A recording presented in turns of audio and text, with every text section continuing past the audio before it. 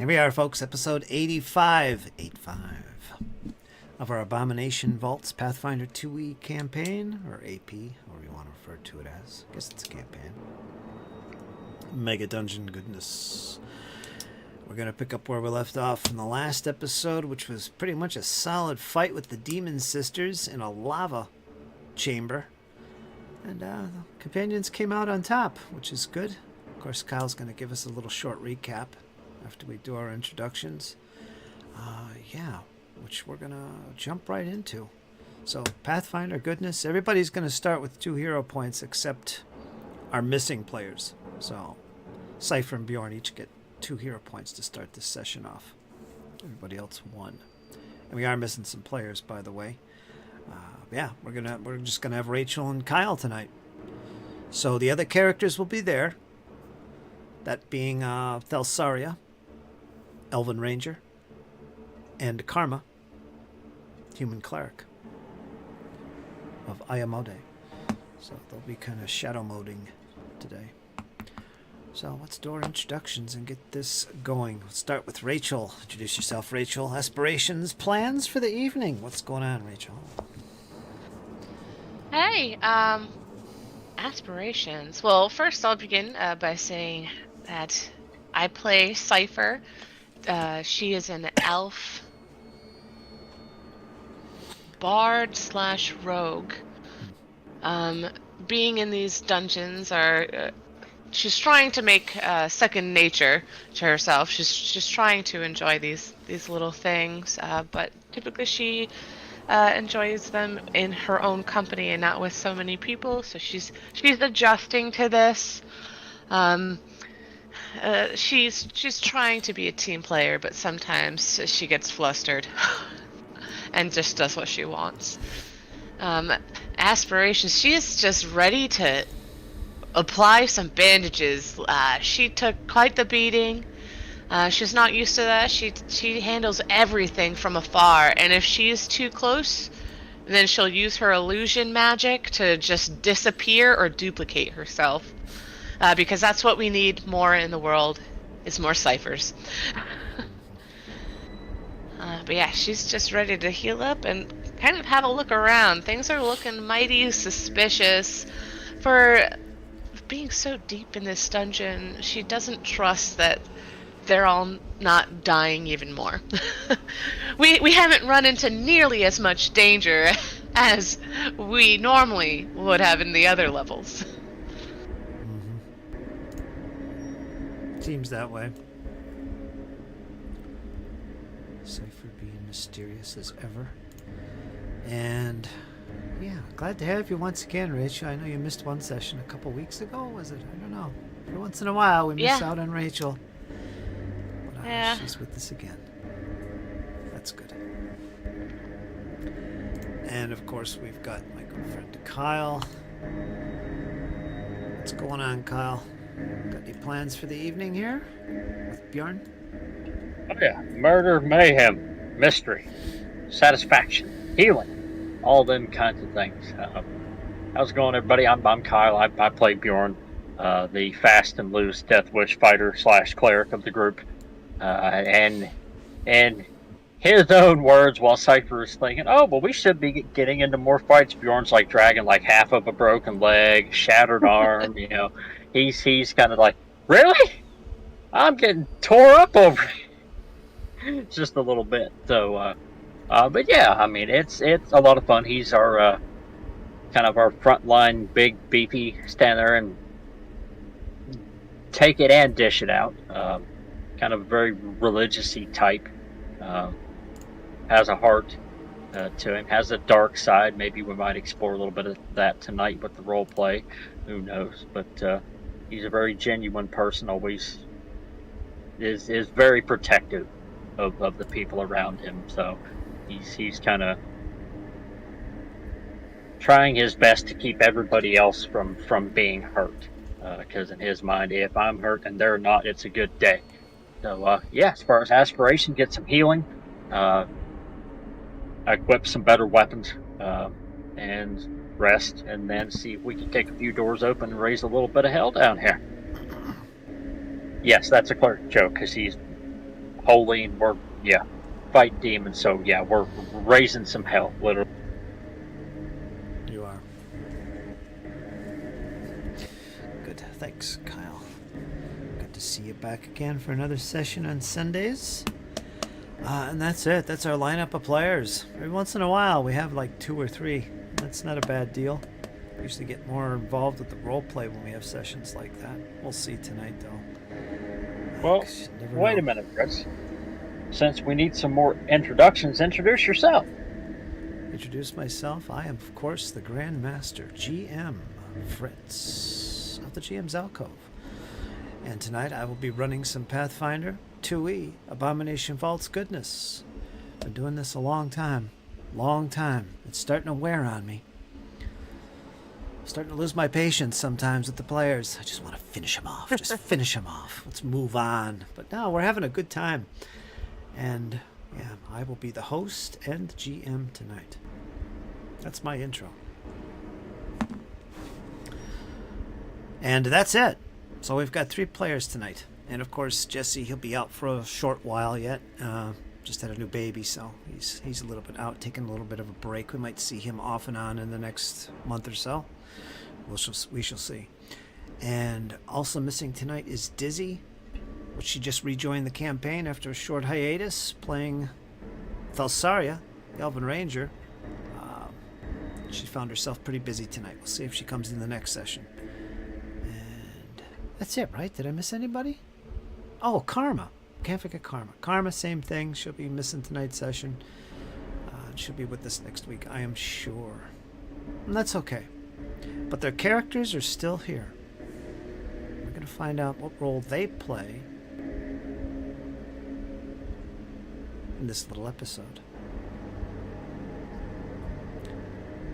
And of course, Kyle is going to fill us in on the background to where we start tonight. So for an extra hero point, Kyle, you'll have 3 tonight for doing this. Go ahead and give us your recap from the eyes of Bjorn. Murder, mayhem, dark and mysterious.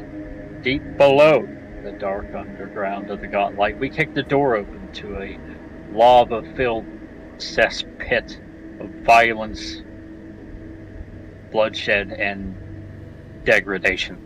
As we engage these harpy-looking creatures, these pixies, as Bjorn says, in the most vicious of fights. It was long, it was bloody, it was chaotic, it was gallant. Everybody was giving it their all. Cypher throwing out spells, Karma throwing out heals, Thalsaria slinging that bow, Bjorn running on the air like he was kind of like an elegant figure skater. Imagine an elf, an elf. Imagine an elephant on roller skates. That's about as nimble as Bjorn was moving that night. It was a very close fight. Karma and Bjorn both suffered greatly at the hands of these creatures. To one point, victory was pretty well null and truly against them. We had Cypher getting pretty beat up, Thalsaria getting beat up, Bjorn down, Karma down. We rallied up, and then we started to hyper focus these creatures, and the fighting was more and more intense. We finally were able to wrestle a shard free from these creatures. But instead of running, we decided we were going to stand there and fight, and that's exactly what we did, and made a last stand there, and brought an end to these foul Aranese, pixie-looking creatures. And yeah, then we have decided that discretion is the better part of valor, and we're all pretty beat up to high kingdom, so it's time for us to get some healing. We have acquired one of our other shard pieces, and it's time to find out what lies around the next corner in the dark below of Belcor's cesspit. The cesspit of doom. And I should add that you and Cypher did actually go through the bodies of these 2 demon sisters. Their bodies sprawled out on that one pedestal, minus a bow, which one was dropped into the lava and disappeared from sight. You did actually strip the bodies of their armor, breastplates, as well as the one bow and the two long swords that they both carried. Now, at this stage, you remember during the fight, these weapons burst into flames when they were being wielded, not doing damage to the items. Interesting. But currently, and you have retrieved these now and put them in your bag of holding or backpack or whatever you have, or on your waist, you do have these two long swords and one of the bows. Now, they look perfectly normal. They're not in flames or anything like that. You also got yourself a good resupply of arrows. And some rope. It seems to be fashioned from hair. Black hair. 100 feet of them. 100 feet of rope, actually. And you've spread that amongst yourself. I think Thalsaria has some of the rope. She has 100 feet as well. Yeah, so you've taken some of the stuff. You haven't identified them or put down any skills or spells to see if they're magical or something, what's going on with them, but you have them. You also, more importantly, have a shard. Taken from the neck of one of these demon sisters. Keeping track of these, you now have 3. It takes at least 4 to open the gate from what you hear. Although there are 5 different sockets for each shard. According to what you've heard from a little demon that you talked to, he says you only need 4. That's all. But be careful of what lies beyond that gate. And you've heard that Arevian himself lies beyond that gate. And some of this information comes from your newest friend, Thalsaria, who mysteriously showed up in the last session. Said to be the sister of one known as Scalanis. None of you have heard this name before, that you can remember. Maybe you've heard it, but you haven't met Scalanis. But also this Thalsaria was... She says that she was actually a prisoner here, and has wandered these halls and below, and knows a little bit about the layout of things. She doesn't seem to be too concerned for danger, unless it is actually dangerous. Like, she knows her way around. And she's more than happy to help you in this quest to, number 1, destroy Arevian, who's responsible for her capture and enslavement, basically. She did manage to escape this. This was many years in the past. But she is quite familiar with the setting here. And she seems bent on revenge. Also against Belcora. And you've kind of taken to her. She's pretty cool, except Cypher. She's distant from everybody. But the rest of you kind of are building the rapport with her. So, there is that. Now, as we begin this episode, we find our characters having come from the east portion of the caverns. You find yourself once again in this circular room. Stairs going up, stairs going down, but they're collapsed. We'll pick up from there. Let's look at our things here and double check. I have Karma using Detect Magic. Bjorn, you're still searching? Yes. Okay, that's good. Cypher, you're still doing Investigation Occult? Yeah. Okay. And we got Thalsaria. Okay. Marching order is Bjorn, Karma, side by side or one behind the other. Followed by Thalsaria and Cypher, side by side or one behind the other. Cypher's basically in the rear. Is that good? Yep. Sounds good.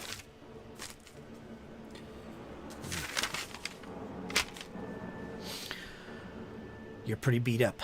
You find yourself in this big circular chamber. Heading where, we'll find out, but what would you like to do? Bjorn, you are leading the group. What direction, kind of whatever. As he kind of leads everybody out, Karma actually pulls out her healer's tools and kind of ushers everybody to come around her so she can do a little bit of healing to kind of patch everybody up. And she kind of reminds everybody that they need to stand close to her so she can just kind of rapid fire tie up their injuries. All right, so you want to do healing here in this chamber? Once, yes. At least Just once? enough to get us out of here. Okay, that'll be 10 minutes. That'll be 2d10 plus 10.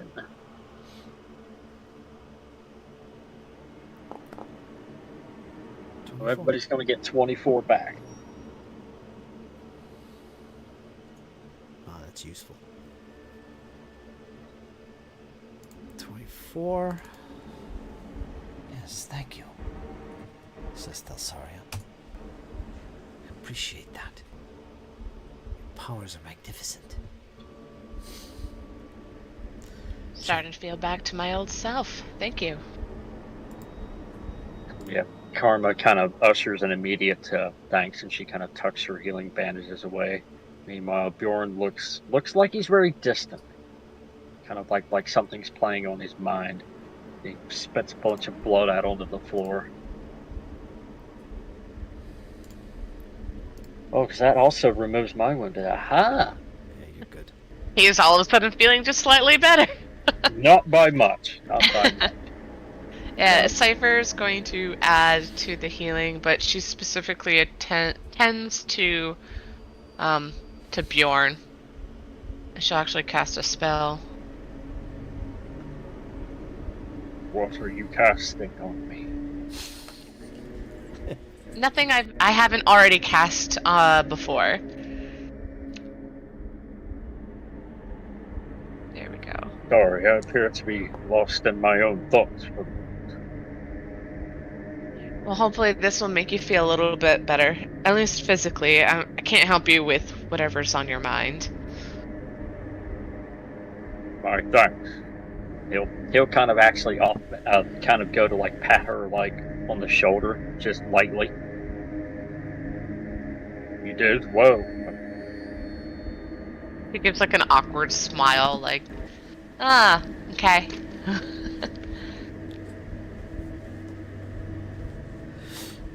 I think we all did well. We're still alive. If that doesn't say something, well, I don't know what does. Indeed. Finally rid of those flying creatures for the moment, so they'll torment no one else or summon anything else here. Do you get the odd feeling, Cypher, that this place is a lot bigger than we are currently seeing here? I'm relieved that you said it, because I had those same thoughts. We have faced a lot of treachery and obstacles. This one felt almost too easy. I've been keeping a keen eye out. I haven't seen anything, but perhaps if we put more effort into it as a group, maybe we'll find what's lurking or what's hidden. Indeed. And he's saying all this while he's glaring at Thalsaria. And he kind of steps up to her.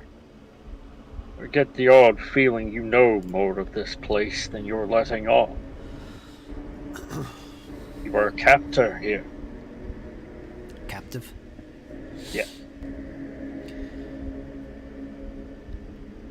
Yes, as I've explained, I was held here for a few years. They forced me to do all kinds of menial tasks. But I survived. They would torture me often.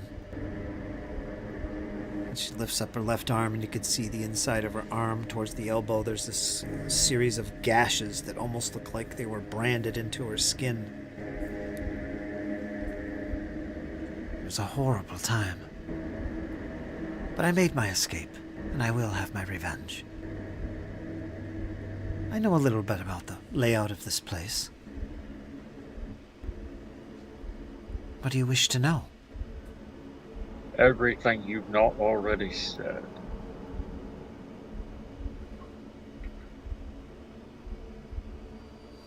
Is that all you're saying? Yes. He's basically asking, well, pretty much telling her, and he's kind of up in her face about it. Kind of tell me everything and tell me right now. I'm not so sure this is the place. We are in the open here. We could be attacked from any side. Perhaps we should find a better place to communicate. The safe room. We have established the safe room on the upper floor. Let us head there. We can have our conversation then.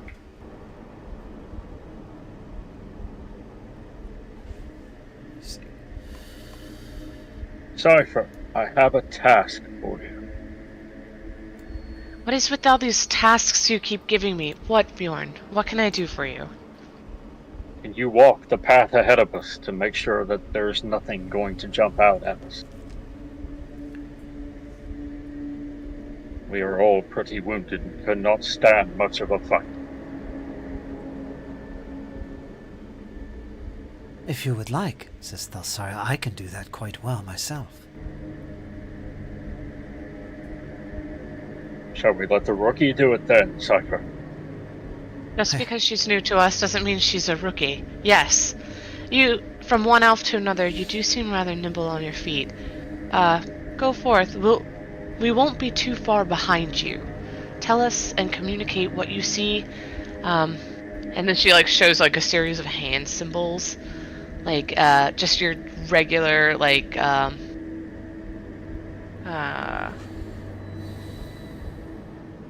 kind of almost military-like communication. Hand signals. I remember them well. It's almost as effective as pineapple. And indeed, but kind of as she's showing the signals, she could kind of notice Bjorn gets this very uneasy kind of feeling as he's watching her with the hand signals, kind of almost like he's seen it too much. So he kind of loses a little bit, but he doesn't really say anything, and then he waits for Thalsaria to move off.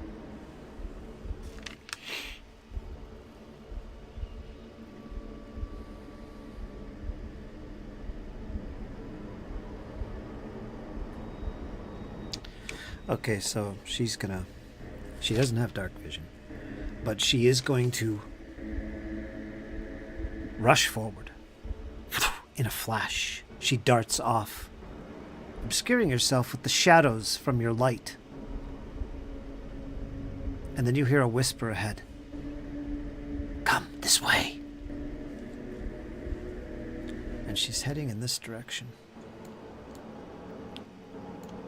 And it's also assumed that we've told her, the location of our secret place. yeah, we would have told her that. It's, nestled in amongst this labyrinth of doors. Yeah, just go up to the stairs, turn to right, then hook your first left, then hook your first left beyond that, and you'll be good to go. Oh, she knows where it is. One thing, however, is that I don't seem to be able to ping. Oh, there it is. There it is. Why did it take so long to ping on the map? Anyway, she doesn't seem to be worried about where your safe room is. And you follow along behind. You can barely see her. Occasionally you hear her, but she disappears. And you're heading to the safe room, correct? Yes. Okay, let's go up there. And you're not going up the steps this time. She takes you back the way you came, which is to the west and then the south. You've been through here before. You recognize the area. She's taking you in the right direction. And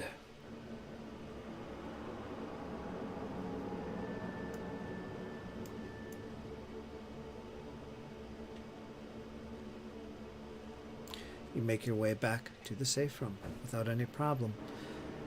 She knows exactly where it is. And you find yourself standing in front of the doors of your safe room, where Karma reveals that, yes, it is locked with a spell. Be careful. You don't see her. You don't see Thalsaria.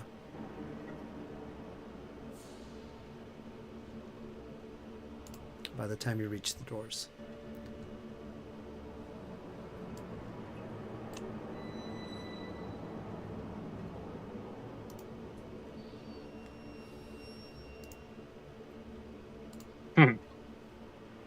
Where could she have gone? You push aside the doors and you enter your chamber.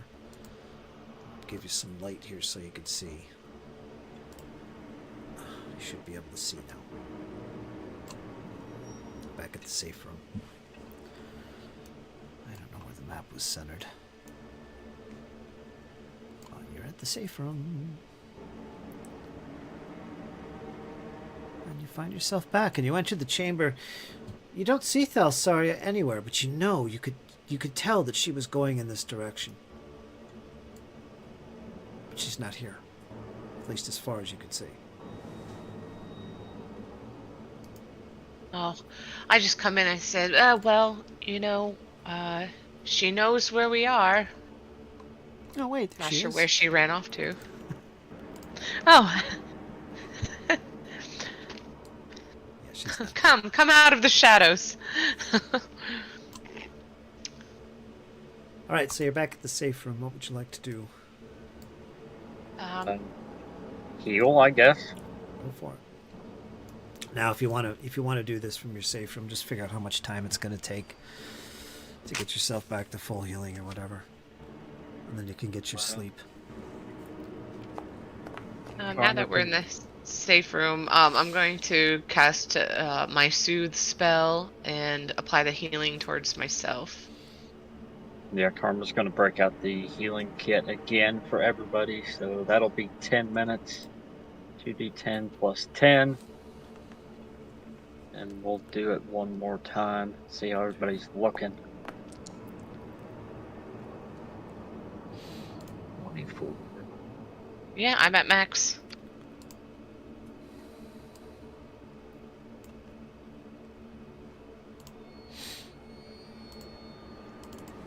Karma's at 79 of 88, so we'll wait another 10 minutes and then do one more on her. Okay. I wonder if the long rest will take care of that. Yeah, if you're going to get your 8 hours of sleep, well, it'll be for three of you, it's probably going to be what, 9, something like that. Something like that. So that'll probably bring you back to full after a full night's sleep. Yeah, that's what I'm thinking. Again, it's just a matter of how much time goes by, so I could make the proper number of checks at least. And you'll be back to full. Yeah, Piper's gonna get into the room. She's going to kind of prepare to hunker down. She's all right. I don't know about you, but this has been a long-waited rest for myself. She leaves her bag of holding beside her, but it's open for anybody to just kind of go in. And she says, take whatever you'd like, but as long as it's not something that I haven't carved my initials into. And Bjorn will move toward the bag. Noted. I'll stand first to watch everybody else get some rest. Okay, make sure to awaken me second. And let me know if we hear back from, our friend, our disappearing act friend. Indeed I will. Rest well, sucker. And he'll kind of pat her on the shoulder again. Thank you kindly for today.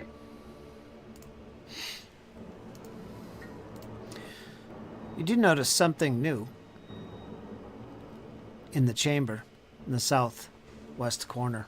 There's a small chest. It's brilliantly white for some reason, but there it is.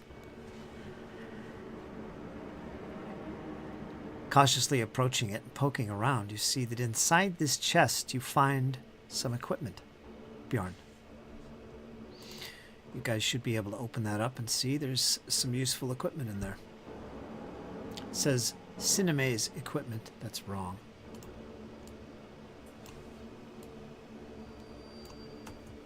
There you go. And where did you put your stuff at, Cypher? It's just assumed that her bag is open beside her. So just let me know there's so much stuff in here. Let me know what you're seeking, and I'll put it in the safe room loot box. Bow, that unidentified hammer, and the longsword. All right, I'm gonna put both long swords in there, just cause. And there's that longbow. Yeah, cause the other stuff is like treasure or materials for crafting. Oh, falchion. Did you want that healing potion as well? I could Or use one. I don't have one on me. oh yeah, put that on yourself. I'm gonna drop some stuff off here. But yeah, but he would kind of kneel down and kind of rummage through her bag, kind of as she was getting ready. I'll put She one of could the breastplates in there as well, and the light hammer. she could see though around his neck something was glinting, in the firelight, I guess. Um, Something around his neck glinting. As he kind of gently takes things out and puts them back, kind of very, very respectfully. He's also trying to be very quiet and not, not wake her up if she's, asleep. Anytime you make just a little too much noise, you hear like a little low growl come from her, like, stop. Kyle, there's also Yeah. an invisibility potion. Would you like that? It may come in handy. I'll Hell just yeah, put it give in it to me. Yeah, you can have that. Thank And we don't need any of the kits or repair kits, so I'll keep that in here. Trying to think what else I can give you. I have an unusual object. I've never even tried to identify it, but I put it back here in the thing. So if you wanted to maybe take a gander at it later, you're more than welcome to. Yeah. Is it that unusual object? Yep. All right.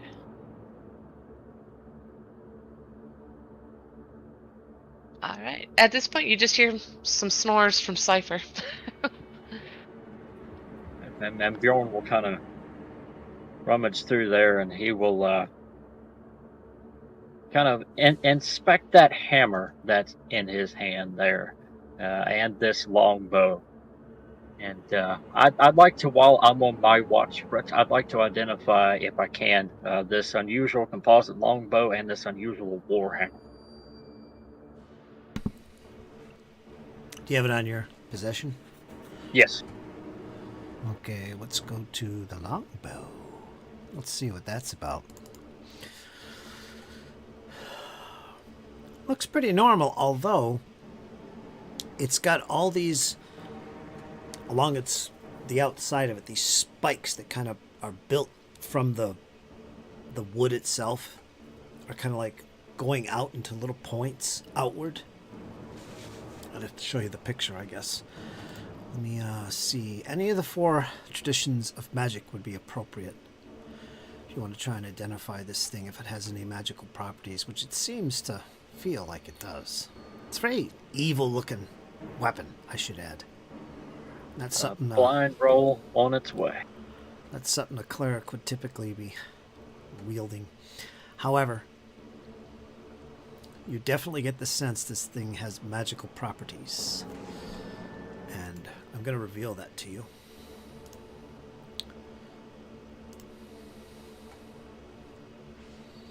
Oh, yeah, baby.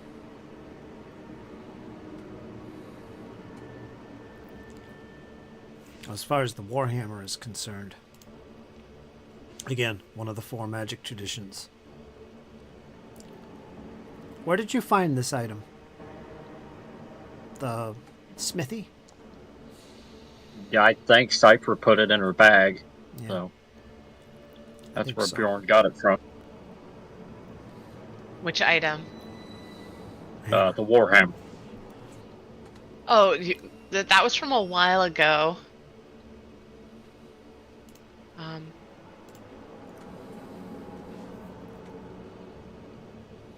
Yeah, not sure exactly where we got it. I think I was absent that session, and then I had obtained the next one. I had obtained the bag, and everyone was like, could you hold this? Could you hold that?" And that's where the Warhammer came from.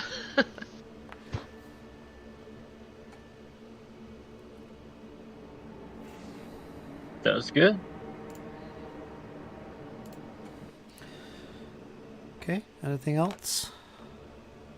Nope, he'll just kind of sit idly on watch, kind of by the door with his long sword kind of across his knees, just listening, kind of letting the day's effects wear on him. Yeah, just listening and looking at the door. Okay. Cipher anything? Identify anything or anything like that? Yeah, during her watch, she'll attempt to identify Well, you're not sleeping yet. couple- You got plenty of time. in between. Okay. Well, then while we're camping out, she'll identify a couple unusual objects that are in her possession. They're both located in her bag. Where'd that item go? I was just looking at it. It disappeared from your inventory. Oh, there was one it was in equipment, and then I moved it over to the bag. I might have to close and reopen.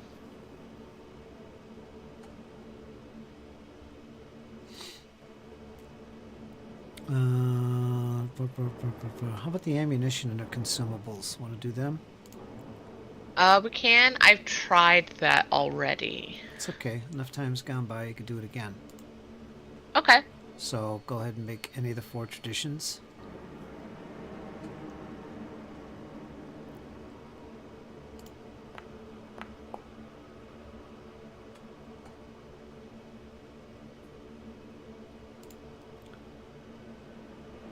Give me another one.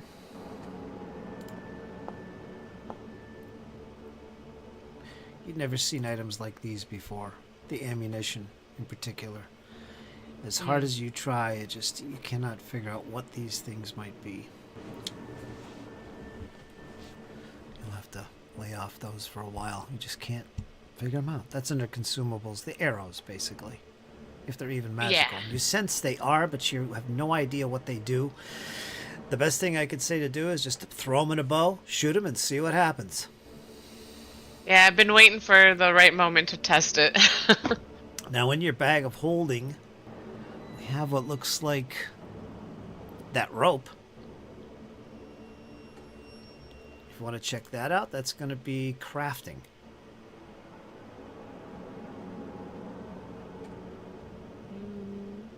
Sure. It's very unusual. It's made out of hair. Well, I've sent that on its way. I usually buy things pre-made. I don't make them myself. I don't deconstruct things. Reverse engineering? What is that? I buy things ready to use. Looks like the hair very similar to the hair of those demons that you were fighting. Oh, interesting. But you have no idea what it does. Let's go to... What is this? You got an elixir here. Is that? No, that is revealed. Mist form. Yep. What else? Yeah, there is another unusual liquid. Under that is an unusual object. And that's it for unidentified stuff. Let's do the liquid. That's going to be any of the 4 traditions.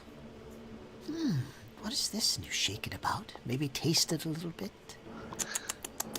I recognize this, as ciphered to herself.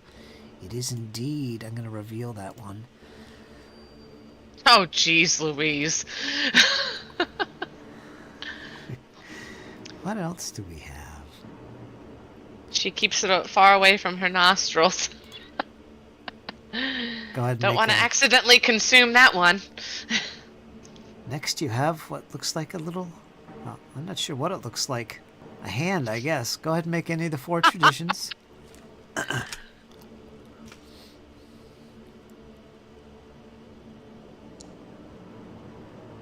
Ah, yes, I know what this is for sure, she says to herself. Let me find it here. And identify it.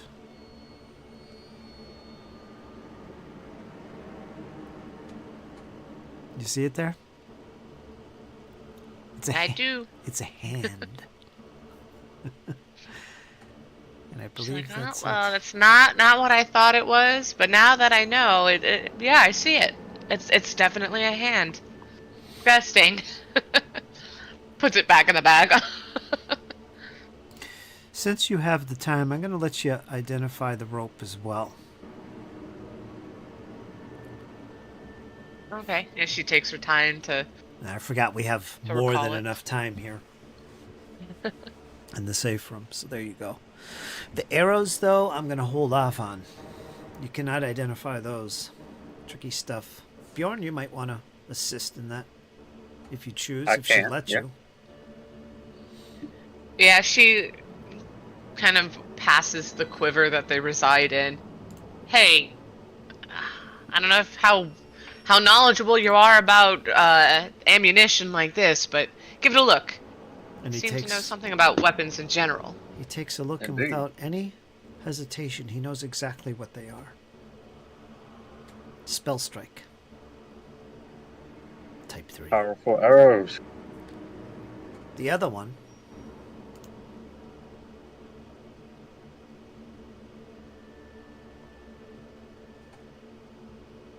Alright, you should see them, Cypher. So with his help, he identifies an explosive arrow, one of them, and the other three are all spell strike ammunition, type 3.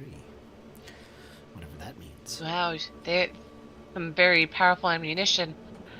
And boy, am I ever thankful I did not use that explosive arrow. I thought it was just some mundane arrow, maybe just slightly designed differently, but if I had used Oh, that no. at close range, we could have been in some trouble.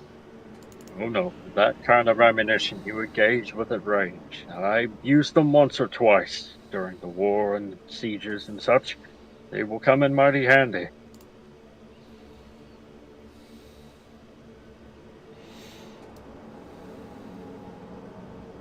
And this is indeed powerful ammunition.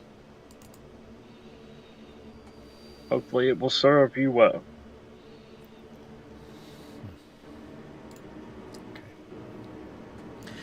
And a few hours goes by as you're doing all this stuff, and then you eventually can drift off into your sleep. You got first watch, Bjorn? Mm-hmm. Okay, then we're going to take Karma, and then we're going to have Cypher last. Alright, is that good? Sounds good to me. We're Yeah, sure. We're going to do some 10 hours here.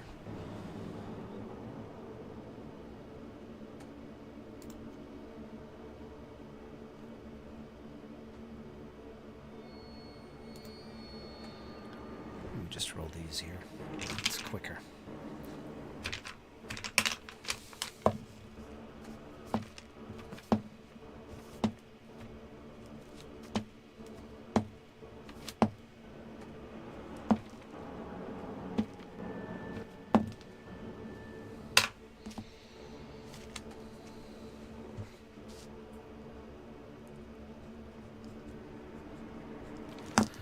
All right, you all curl up to get some sleep. Perhaps a little fire was ignited once again. There's plenty of wood around here from scraps and stuff. And even outside the chamber, you can probably bring in some more. Just a small little fire, nothing to suck the oxygen out of the place. Yeah. And Bjorn, the night proceeds as expected. You hear the light slumber and sleeping of your friends. 2 hours in, you hear what feels like a rumble. And beneath your feet, near the door where you press your back, you feel vibrations, like something deep below is rumbling.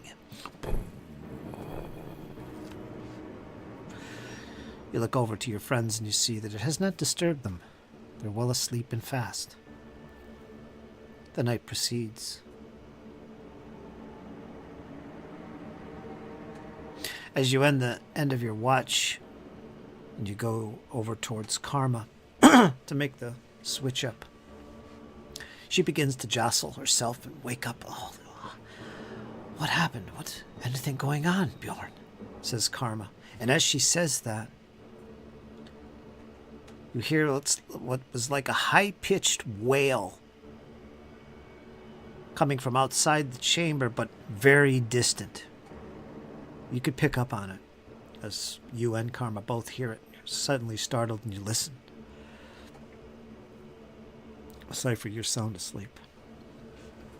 And then there's nothing.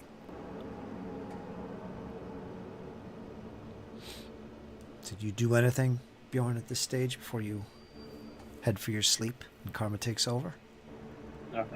Yeah, he'll kind of fill her in on like the rumbling that he felt pretty early into his watch, and then as he hears the screaming and the wailing, this place is falling apart. Be careful. Wake me if you need me. All right, she's going to make a check here for something.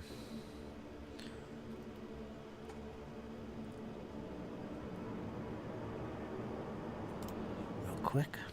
Let's make this roll as you make the exchange. And she agrees, and she heads over to the corner where you were sitting. She readies her weapon. And she presses her back against the cold wall. Slumps down, kind of leaning towards the door to listen.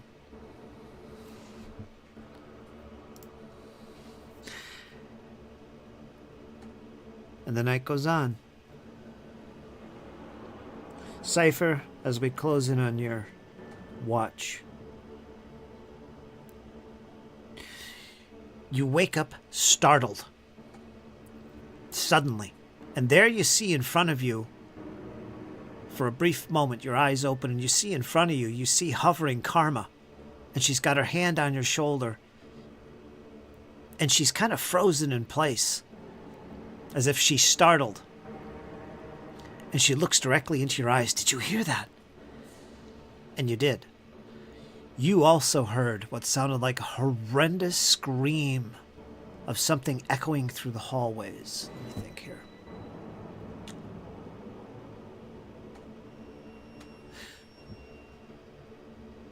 Yes, Bjorn and Karma would recognize this sound.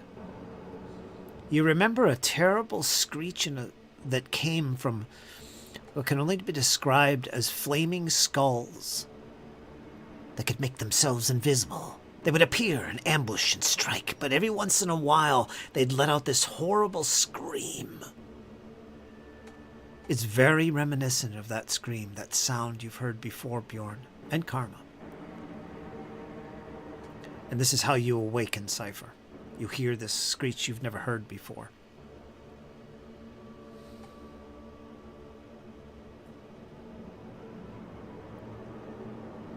Now that is something very unnatural. And Bjorn... And she's going to count how many people are in the room. Are we still short? Thelsaria's not returned. She's not returned. Neither is Valafor. He's nowhere to be found in here. Although he said he was probably going to make his way up to the surface if he felt brave enough to make the trip alone. He's not here. Thelsaria, you don't see her anywhere. You see Bjorn kind of waking himself up briefly from his sleep.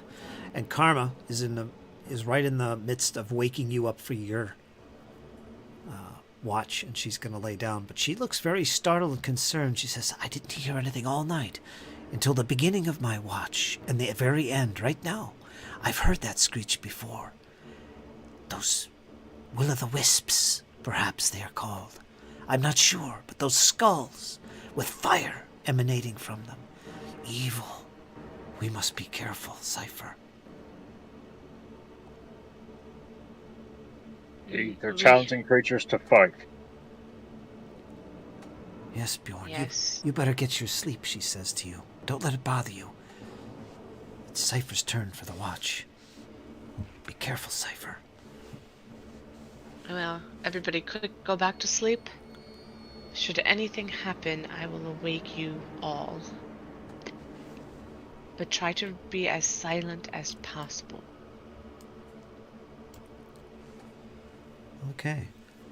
Doing anything in particular, Cypher, for your watch? Weapons prepared or anything? She's keeping a big old ear open right at the door. Okay. She's just preparing for the worst.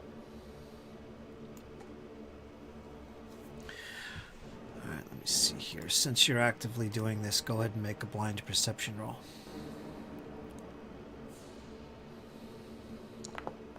Instead of me using your perception DC, I'm going to use your perception roll. Okay. A couple hours go by. Right towards the middle of your watch, and you're fully rested at this stage, you feel what the ground begin to shake very lightly, but you sense it from deep below. And as you listen, you do hear a rumble.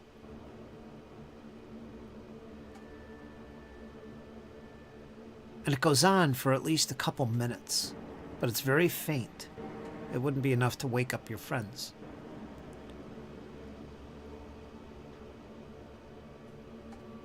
And as your ear is pressed against the door, and the rumble subsides, and minutes go by,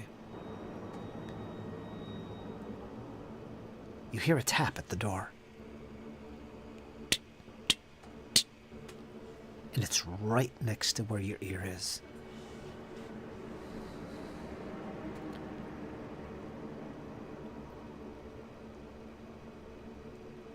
What do you do? Was it similar to a knock? It Or sounded was it exactly the way I made it. Dang. Tap, tap, tap. Like something with a knuckle or an item in their hand was tapping against the door. 3 times.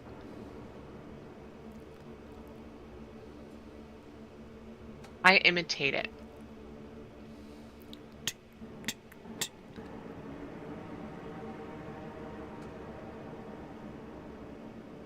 Nothing happens.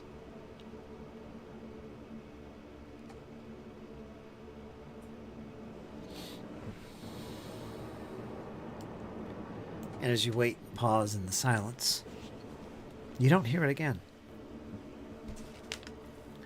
Unless you peer through the door, we're going to move time ahead here. You do anything?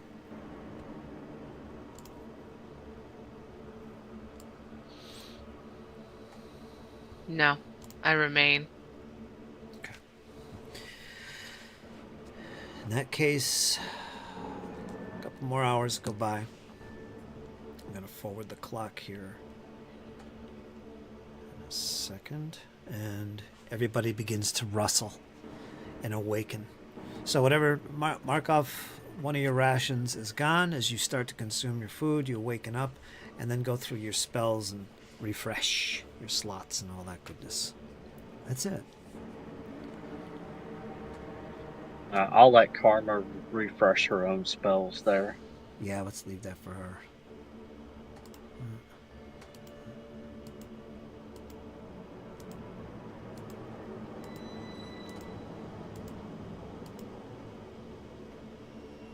Oh, it feels so good to be well equipped. And Bjorn kind of rolls over and kind of leans up and pulls all of his bandages off and starts strapping on his armor, hearing Cypher. Alright, some rest did us well. Let's see. Did you hear that rustling in the night? That rumble? Yes, I heard some tapping too. I sure hope that wasn't Thelsaria, because I still don't see her. She never returned. But we might have to go find her.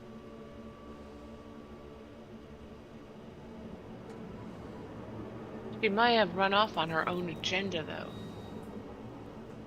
Is it our place to interfere? Dealing with this place, one can never be too cautious.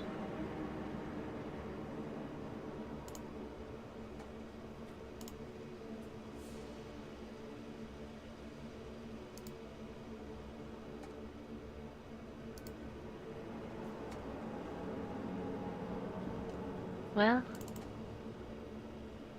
If we let's- cannot find her, then we should have to at least very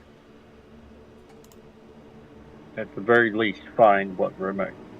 Also, there's a spell that I wanted to speak with you about. It allows us to communicate in our own minds over distances. 1 second, Have you Kyle. heard? 1 second, Kyle. Sorry. Do I have to drag Vital Beacon to your token to cast it, or is it just on her? It's just on her because we have to touch her Okay. She's got to that cast. activate. Sorry. Go ahead. Yeah, but he would basically ask her if she has access to the message spell. Cypher? She shakes her head. She says, no. I always work alone. Why would I need use of such a spell? Because you're not Kind of at a alone loss. anymore. Yes, but who's to say that after this we don't part ways? Well, thankfully, it's a relatively easy spell to learn, so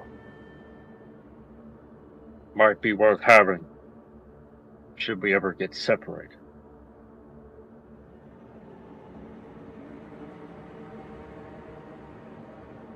I'll give it some thought, but don't count on it. Very well. And from what I understand of such spells, it's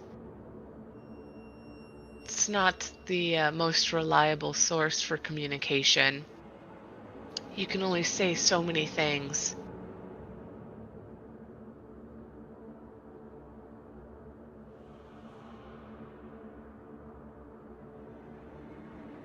I just had it as a thought.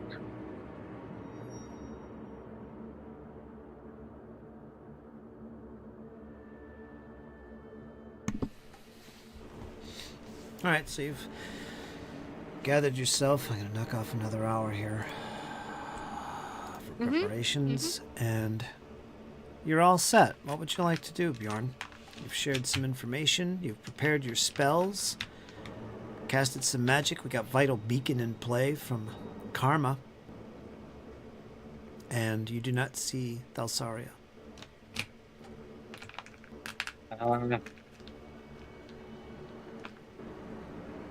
Bjorn's gonna look to Cypher.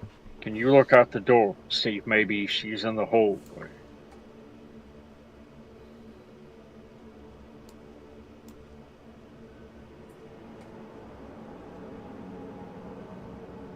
Not you. You do it, Cypher.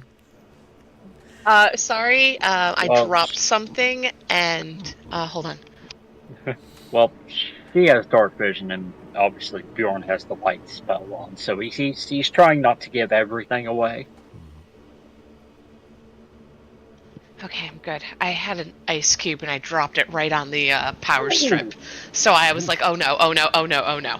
Oh yeah, that's an Oprah moment right there. Yeah, I was like, I couldn't feel it with my foot, and I'm like, oh god. Anyways, I found it. We're good. Could you repeat that, Bjorn? Could you use your dark vision to look out the hallway, see if maybe she's there? Or perhaps she went down below. I will definitely take a look out the door. Everybody be quiet. Douse your lights. And take a peek.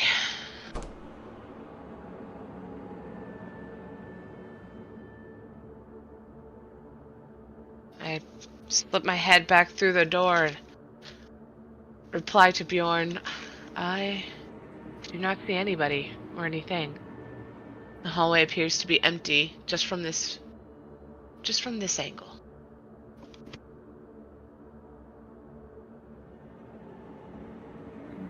Then should we continue to press our advantage down there? Perhaps she's down there waiting for us.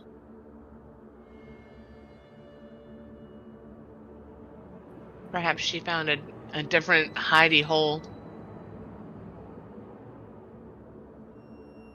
Someplace to Indeed. keep her safe. I don't know why I said hidey hole. Yes, Bjorn. We'll have to carry on without her, unless you feel inclined to locate. Uh, I feel as if it's probably one way that I can relate to hers. I feel maybe she must do this on her own. I I hate to interfere. It seems like something that she must do. Surely you have your own personal struggles that you mean to handle alone. I do. One of the reasons why I came here.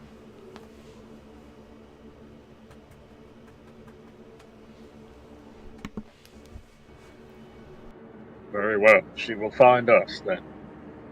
I Head will. back down to the level and see if we can find these hidden doorways or anything else that might be of use. Yes. I make a note. Um, just carve it into some place or even write it on with chalk. But in Elvish, I say, I write that we've returned to the levels below. When you are ready to adventure forth, come find us.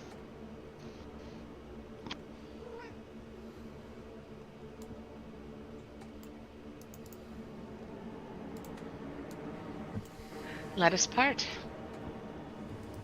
Indeed. Oh, and you missed quite the extravagant display the other day, Cypher. I chased a drider around the tavern for a while. I Yeah, must really. I keep hearing about this tavern, yet I've never actually been. Only but once, very briefly, to scout. Ah, that must The have been quite the inhabitants are all sight. dead. The inhabitants are all dead. The drider fled before us. Remind me whenever we get back to Atari. I must have a long and arduous conversation with Sheppy about his choice in female companion. Can you see that And he note kind I of put said, on the table? Cypher's Elvish note? You could see that, right? "Yep, Hmm. You make a note of the contents of that message. I'll just put the reference. Okay. Go ahead, Bjorn. and she could kind of tell if Bjorn said that kind of to make everybody laugh. He kind of said it in a humorous way.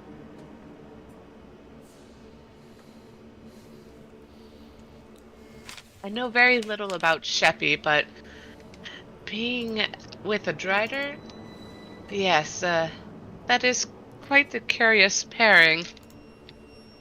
She kind of didn't really get the joke, but kind of was just playing along like, yeah, yeah, yeah. Remind me to take you to a tavern and show you how to have fun once this is over. What do you mean, have fun? I'm having fun right now. So this is your idea of a fun time.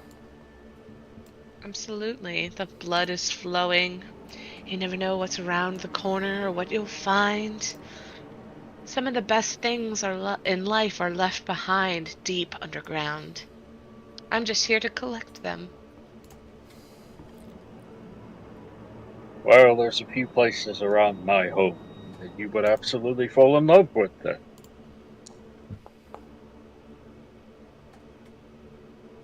Perhaps one day, if you and I are in the same area, you can show me. But for now, let's survive this horrific place. Indeed. And she And Bjorn. smiles. Okay. Yeah, and we'll head for the door. All right, let's put everybody I'm back heading in the out. token here.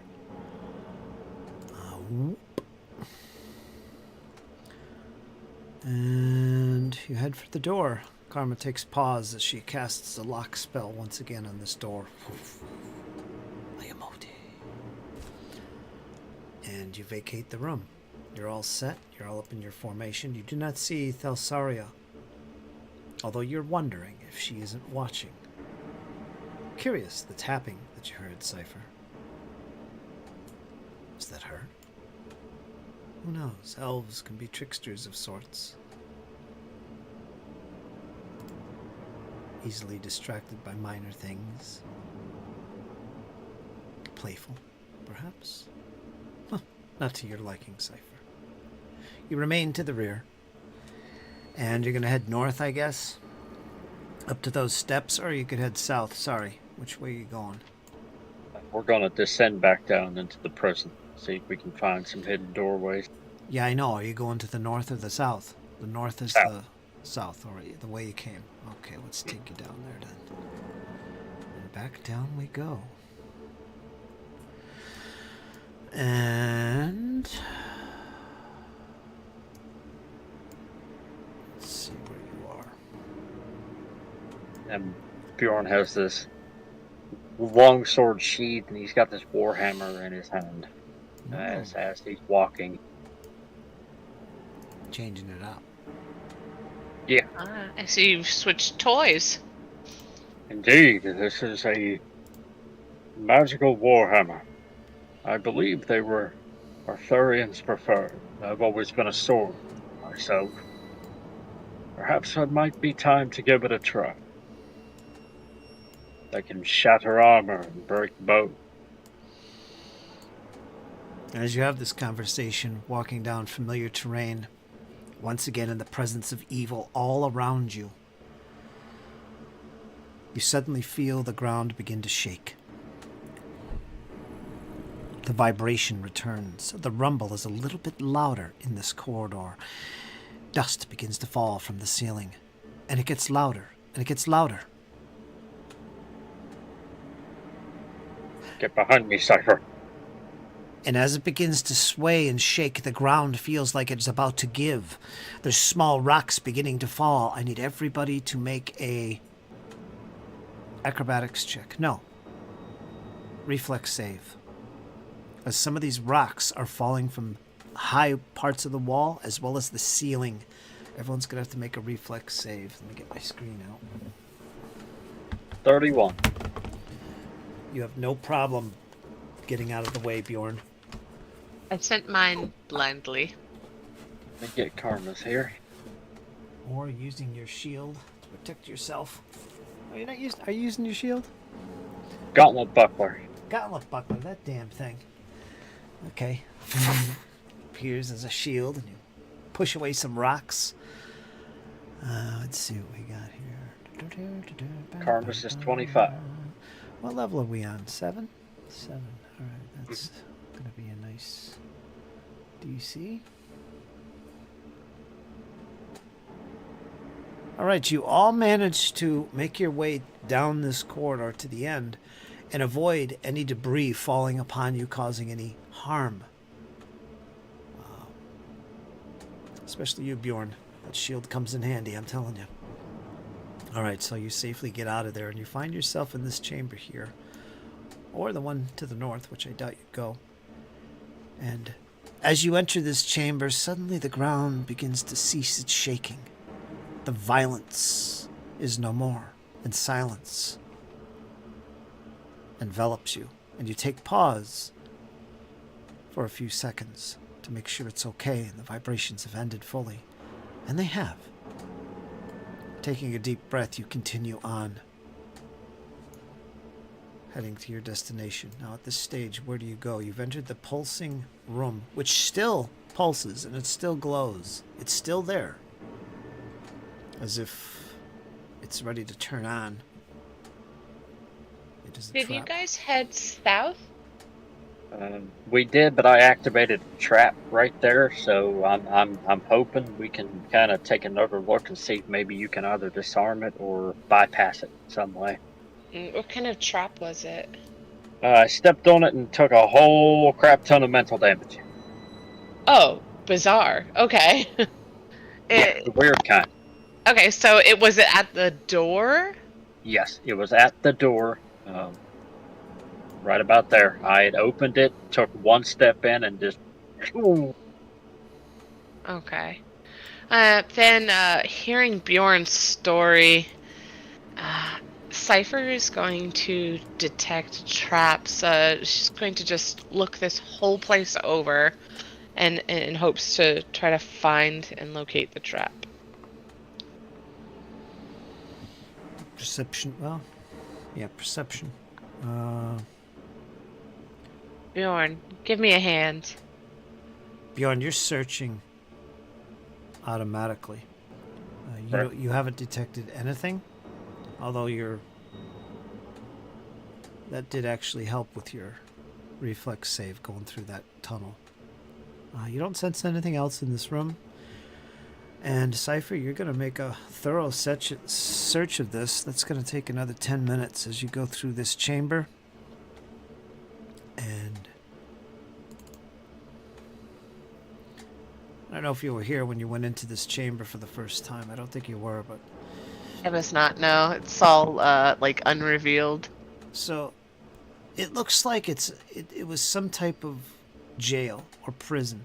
This old prison block has been converted into what seems a makeshift barracks, Cypher, with several shoddy cots, you can see them, pushed into the cells and against the walls all around this chamber. You can see the cells, the separate little rooms. The 3 cell doors to the east have been chained open. They cannot be closed normally. Footlockers sit near each cot, all of which seem to be empty. They've been searched through previously.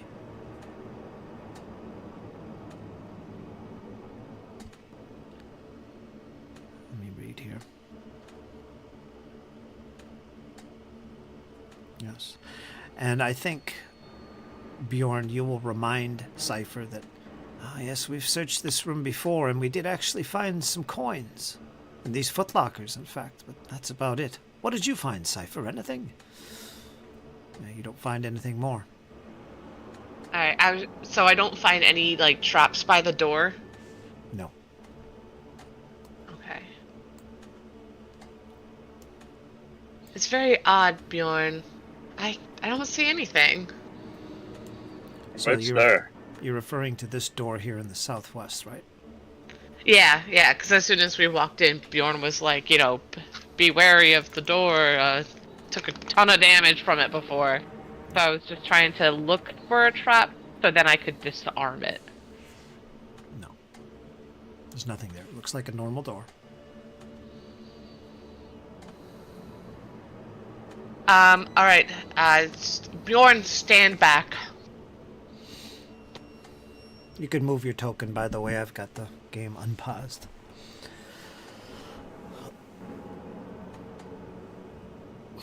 Oh, where'd she go?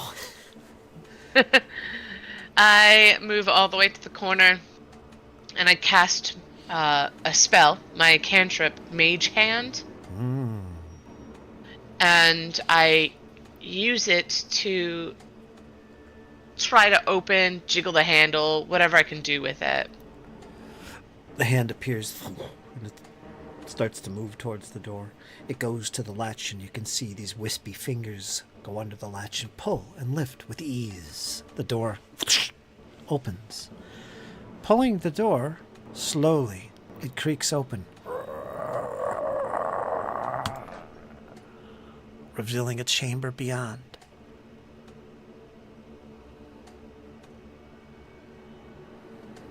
Is there any kind of reaction or anything? Nothing. As far as you can see. A step to kind of look and peer through, and by now the mage hand would have like creaked it open as far back to make a hole wide enough for me to look through. No reaction, Bjorn. Are you sure this was trapped? Indeed. Perhaps it was a one-time deal, and you've exhausted it? Some traps do work that way. Perhaps, but it only did whenever I stepped inside here.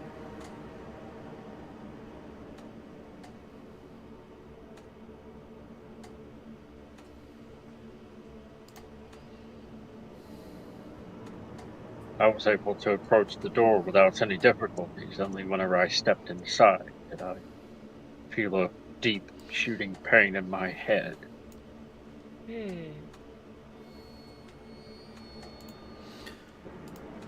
It looks like a room that's empty and full of webs.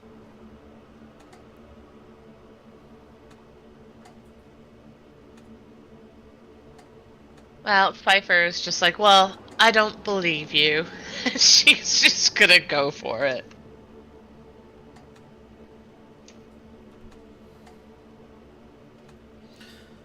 Now, Bjorn, you're very hesitant to go into this room. All you can reveal is that when you stepped inside across the portal, a glow appeared beneath your feet. Some type of rune inscription. A horrible looking blue glow came up from the floor. And immediately, your mind was filled with terror. Dark terrors, claws reaching out from the shadows, grabbing at you, trying to pull you down deeper into the godlight. And you pulled back in fear. You swore yourself, I will never set foot in that chamber again. I promise this to Mode. I will never go in there again. So you're very reluctant to set foot in that chamber. Are fearful somewhat of Cypher, from what she might actually encounter. So do I see any runes at the bottom if he describes this light coming from beneath? You're looking closely at the floor. There's nothing apparent, but if you'd like to look closely, that would call for a perception roll. Yeah, she'll take another look now that she's taken a few steps towards the door. Okay, give me a blind perception roll.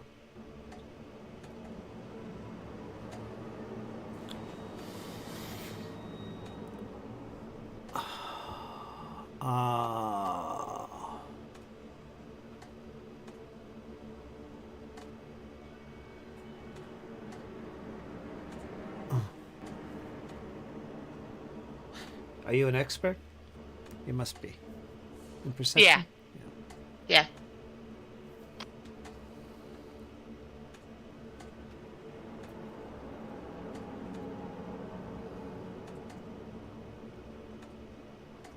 All right.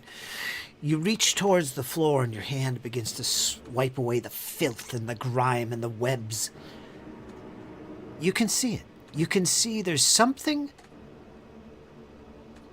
inscribed partially on the top stone in front of you. It looks like some type of rune, and it continues out of sight underneath the floor itself, like as if there's some type of rune that's partially revealed and partially hidden underneath the block itself. Surely it's some type of trap. Magical, perhaps. You're not sure. But you do see something unusual about this floor plate, block. So if you would like to attempt to disable whatever it might be, you can do so. And that will require expertise in thievery. Or, if you're a spellcaster, dispel magic. If that's relevant. But you definitely sense there's something of a trap here on this block of stone. So, Cypher, if you're an expert in thievery, you can attempt to try and remove this rune in some way, maybe scratching it off or scratching it in a way that distorts the rune so it would disable it effectively. If you'd like to attempt that, thievery, expert, go ahead and make it. Bjorn, I believe this is the culprit. Fortunately, I don't think I'm skilled enough to thwart whoever put this here. Perhaps we can step aside and not activate it. Was it just on one tile? You're not sure if it covers more than one at this stage until you attempt to actually disable it. Then you might know. Did I find out enough about it that if I step on it, it'll do it? Or like, could I just jump over it? You know, if there was a safe space at the other end. You could try. Alright. I could always just cast fly. But no check is necessary. If you'd like to get a little running start here, you could easily jump over this 5-foot area in front of the door and get to this spot right here. Would you like to attempt that? No check required. She looks at Bjorn. Should I do it? Be right there to pull you out if necessary. Okay. That's comforting to know. Yeah, she'll take a chance and jump right in. Okay. I tricked you. You're going to have to make an athletics No, check. that's fine. Please do so. Oh, okay. I'm like, it's a leap, so Rah. that's fine. Could I assist her in that? No. You weren't prepared for this. She just takes off. Pick me up and throw me. Hey, you laugh, but I've done that. I know. Right, Cypher has no problem. She leaps over this with no problem.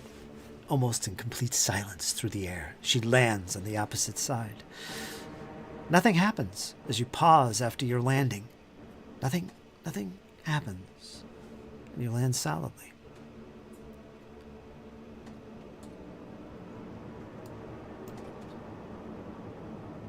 And there's a desk here, right? Yeah, under the webs. Yeah. Let me see if I can read this. How does it say? It looks like an old prison office, Cypher. Full of filth and cobwebs. You see, of course, the single door which exits to the north. You'd have to give a thorough search to learn anything else. Right now you're in that corner, caught up in the webs. All you know... Go ahead. Okay. I draw my long sword, and I begin to use this as a way to remove some of the webbing that's in my path. Okay, no problem. We'll just take some time. You can move where you wish. I'll make a little note here on the thingy-majiggy. She just takes a 5-foot step forward, cautiously moving around the web. Yeah, Bjorn is watching intently.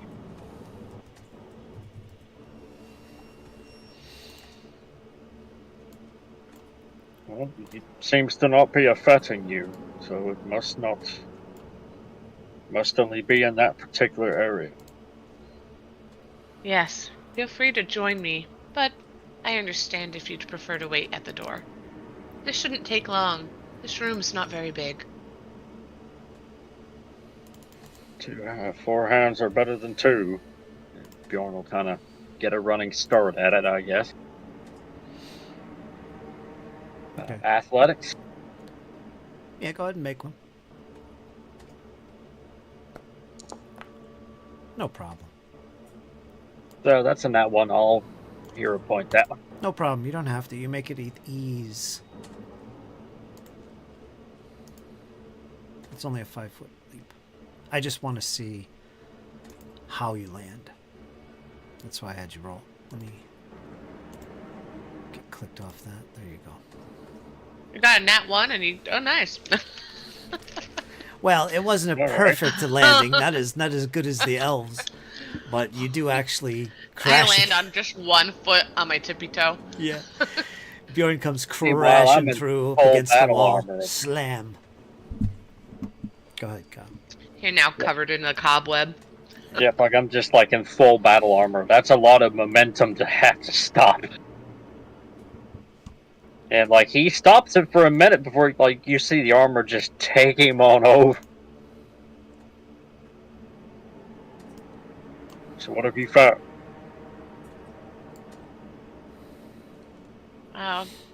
Jesus. Well, I rummaged through the desk. You gonna search this room? Search the desk and... Mm-hmm. Okay, make a blind perception roll. See if there's anything hidden to find. I already know, but we're gonna see what you get. Yeah, and I continue to use the sword to clear the cobwebs. I wonder what kind of creature left behind so much filth. Clearly someone hasn't been here in some time. Indeed, the housekeeper must be on holiday.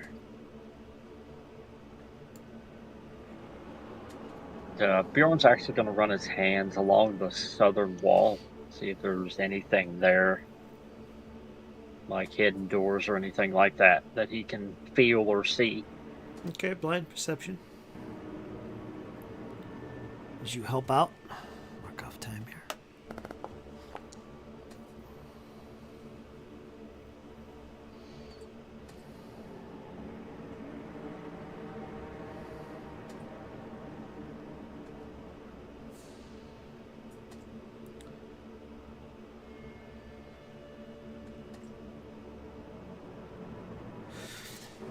describe how you're feeling along this wall. I believe you said you were using your fingertips. Yeah, he's Feeling. gonna like running his hands like all up and down the stone, like especially like in the creases by where the blocks go together, kind of running his palm along the flats of the stone faces, kind of just going very slowly and very methodically. You feel cracks all along this portion of the wall. The cracks seem to have almost a shape to them. The shape of what feels like chain links dangling downwards towards the floor. But before they reach the floor, it feels like the shape of a manticle. Like as if there once was placed here manticles attached to the wall and they dangled here for some long length of time, but have been removed. And as your fingers feel these, in between two of these cracks, it feels like a button.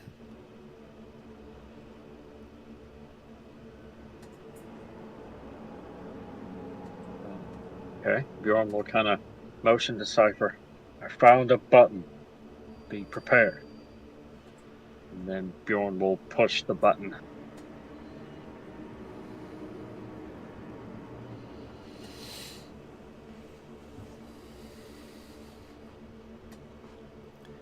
As you push it in, you hear a familiar sound, the sound of a latch opening.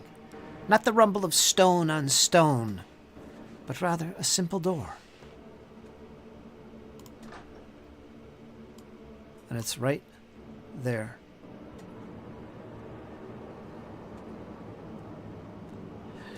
Just to break this for a second. Now, what happened here was very cool. Your description of how you were doing this is the only reason you found this trap. Or not trap. Really? Not trap, the secret door. Your description. Both of you made some rolls here for perception to find this and failed miserably. But because of your description, and you only missed it by a point, I allowed you to find this. Because that is what this secret door looks like and how it works. And because you described the way you described, you found it. So that's an example, Kyle, of how it could, your description of the things you do in this game are kind of important, you know? So be creative and imaginative whenever you do something, because it could automatically reveal something without a die roll. So very good. Give yourself a hero point. I'm maxed out, so can Cypher have my you hero are. point? Cypher can have it because she also did something which was really useful. She cut away the cobwebs, which also helped you to find that frickin' secret door. So it all worked out. Really good. Little meta talk there. Sir. But before Bjorn goes any further, Bjorn's going to kind of yell back to Karma, kind of telling her that we found a secret door and she would make her way down to join with us. Mind the trap. Yeah, she's going to do the acrobatics to get in here. No problem. She could make her way in.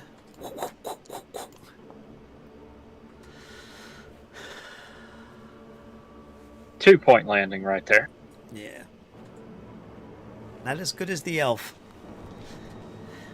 She got it the best. Entertainer, after all. Anyway, you see beyond this door, you see what looks like a hallway stretching to the east. There's a wall right to your character's right, or the west on the map. There's a solid wall there.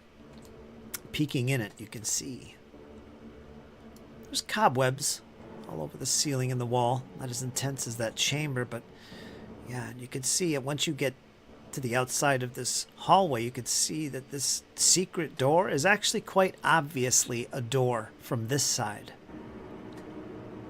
Whereas before, it was a simple stone slab that just with a push of button was actually a handle to open it. Quite concealed if you weren't looking for it, but From where you stand now, Bjorn, it just looks like a normal door. And the hallway is 5 foot wide and stretches to the west, turning to the north at the very end. You also see a door at the end of this corridor.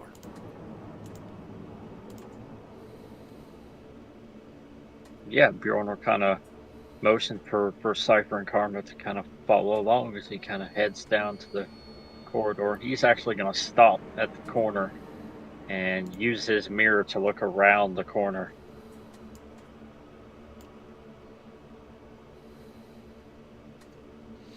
You pull out your mirror and you look. I'm going to bounce you out here so you can see.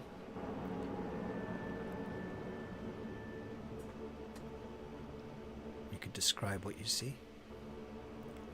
Yeah, Bjorn will look back to the others, to Cypher and to Karma. Nothing else appears to be in the hold. Just this door.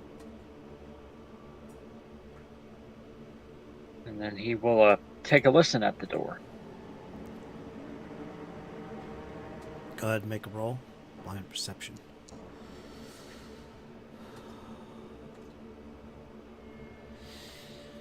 Silence.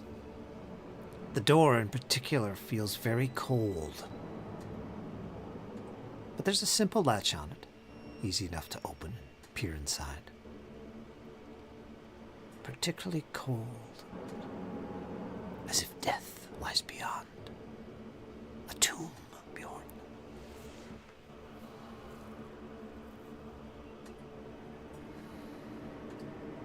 Oh, every other door here has been decently warm, and this one's cold, Cypher.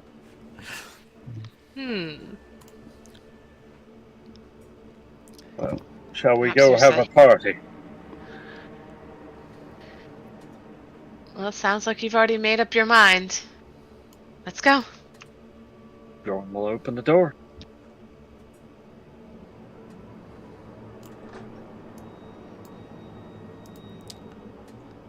Oh, lovely. Let me peer you inside. The rest of you can't see all this, but you can see. You see a blue glow.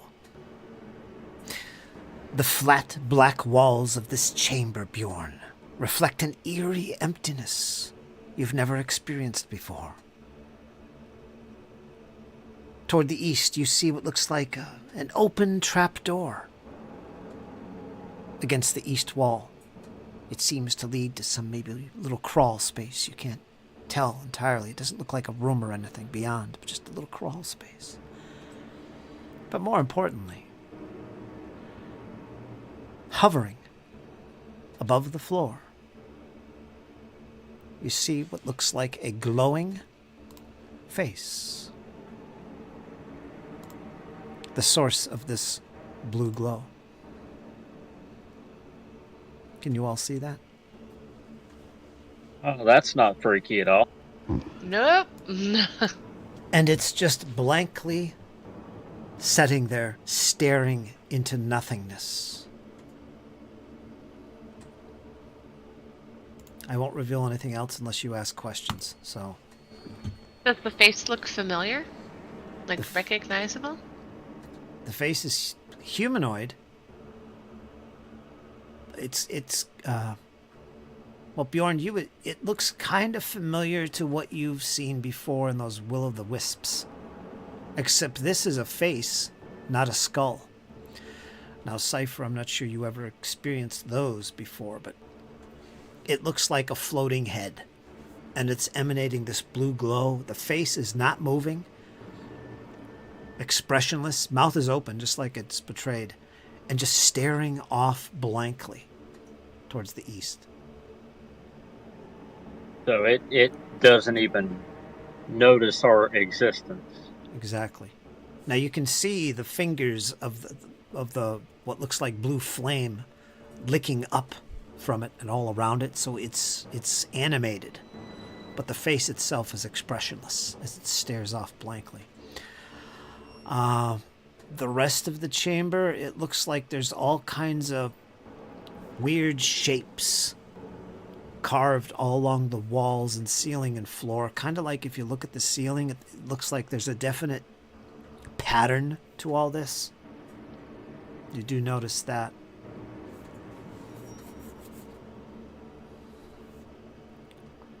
Bjorn will kind of slowly inch his way down to stand beside that door, kind of watching this thing's reaction as he moved.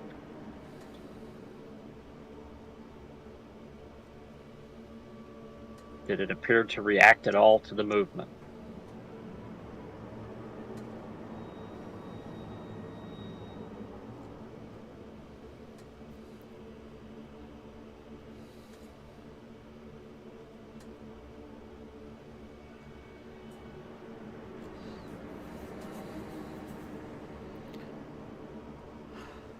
Are you trying to use stealth? Maybe Not at all. Are you just walking into the room? Okay. Slowly. There's a difference. You're either using stealth or just moving slowly. There's a difference there. So you slowly enter the room, clanking on the foot. It can be heard. It echoes through the whole chamber. But... And what were you trying to achieve? Get to that door and listen or something?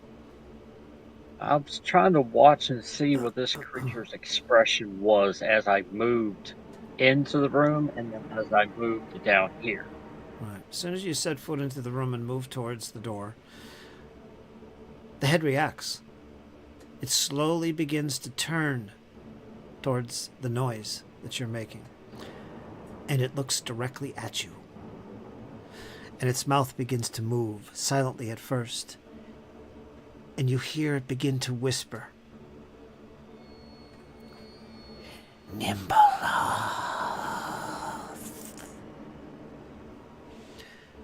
Give me a... Well, for one thing, what are you doing, Cypher? You there kind of at the doorway? Are you peeking in? How much of this do you see? She's peeking in, but as soon as Bjorn steps aside, she takes that step to replace him. So she comes into the room. So she's coming into the room. Okay. And I assume Karma's just right behind her. Yep. All right.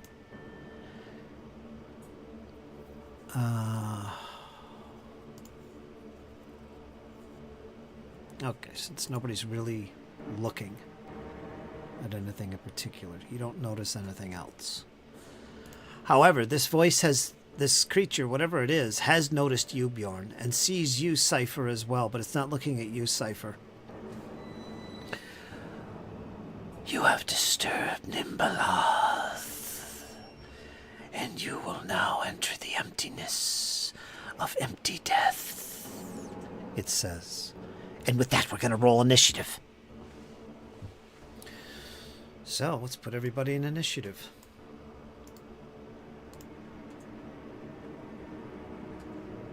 Everyone will roll perception.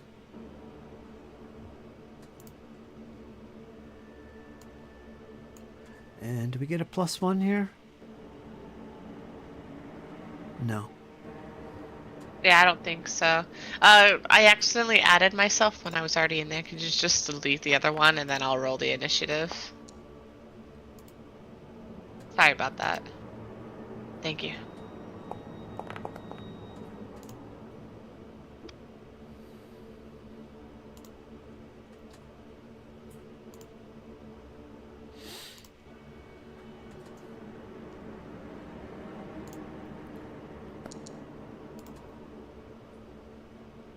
Well, that one didn't go according to plan. That's okay. We can't get them all. I was hoping to somebody get a perception roll on looking carefully at the walls and the floor and the designs. Yeah, but Bjorn's more so looking at the head, like he was kind of trying to study the head. It's just a creature, man. If you could,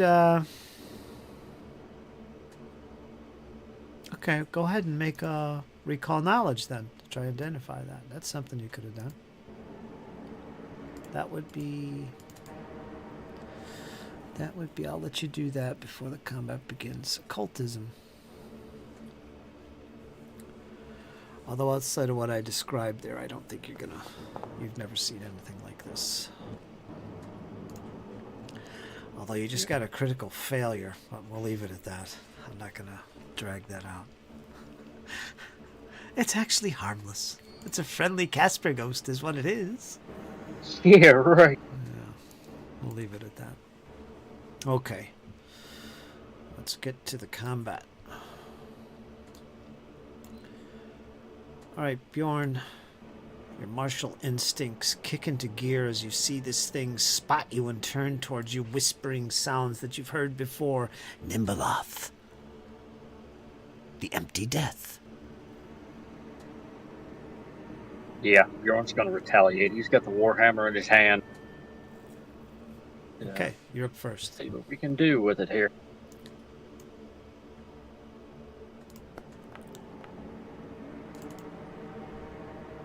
Miss? Well, hell, let's use a hero point. We got him. Might as well.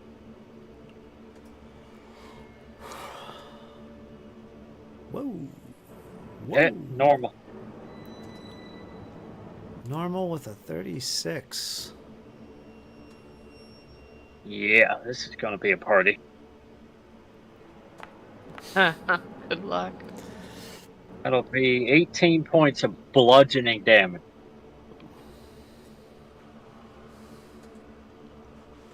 Yeah, it's...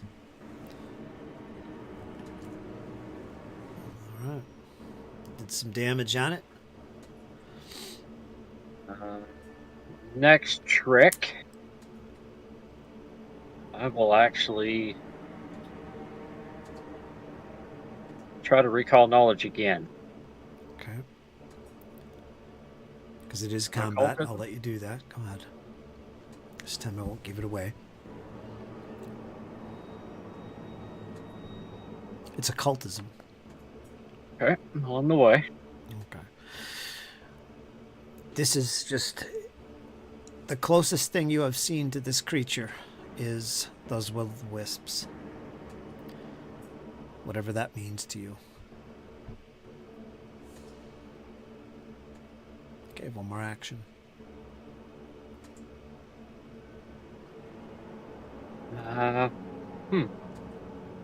Well.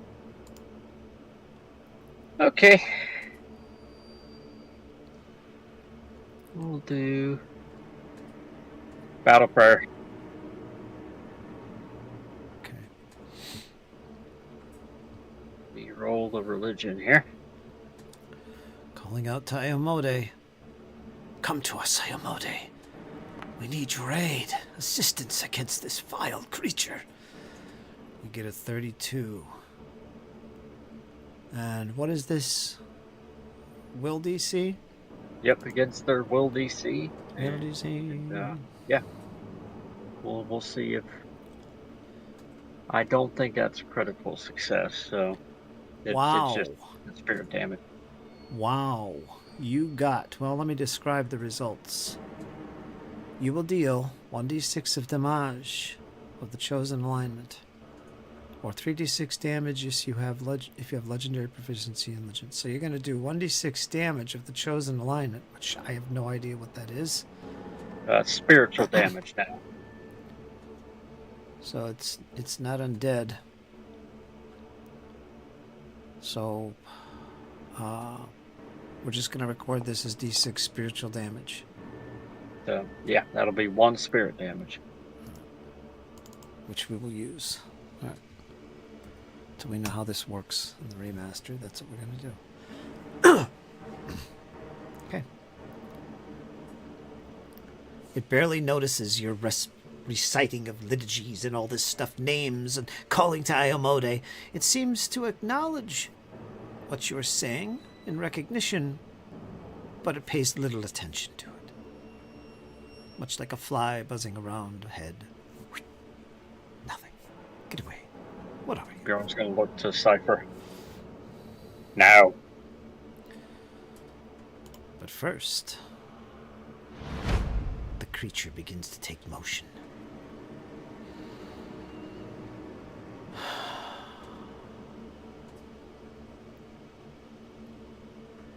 Let's see.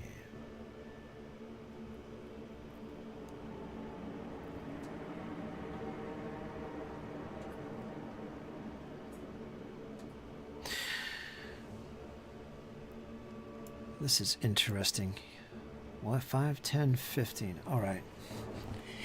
The glow that emanates from this creature, filling this room with this blue glow, begins to get stronger and more powerful and begins to pulse as this formerly expressionless face begins to actually look angry as you've tried to strike and harm this thing. Bjorn, it's reacting now. And let's see.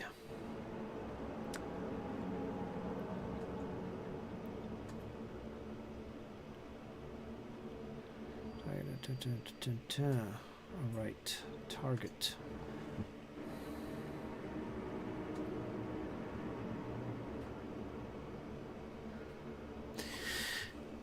And as Bjorn was making these attacks, it suddenly turns its attention to you, Elf, Cypher. Its eyes lock on yours, and it's very unsettling. You feel some type of presence penetrating your brain, your soul, perhaps, like as if something is feeding on you. You need to make a will save.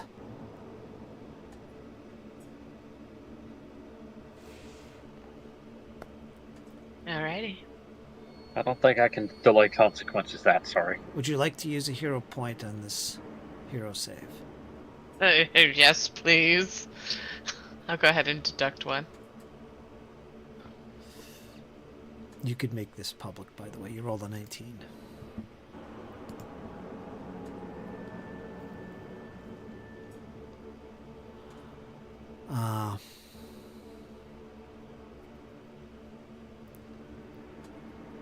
Tell me what you get.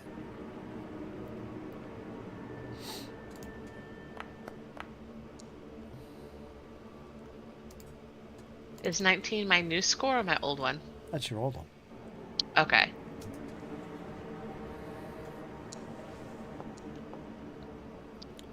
Well. Oof.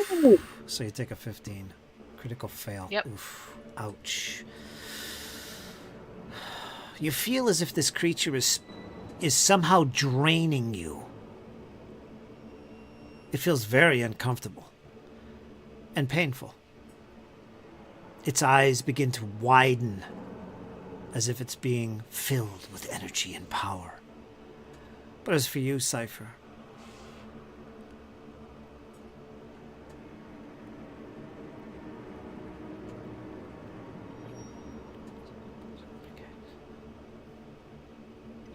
What was that? well, I'm reading.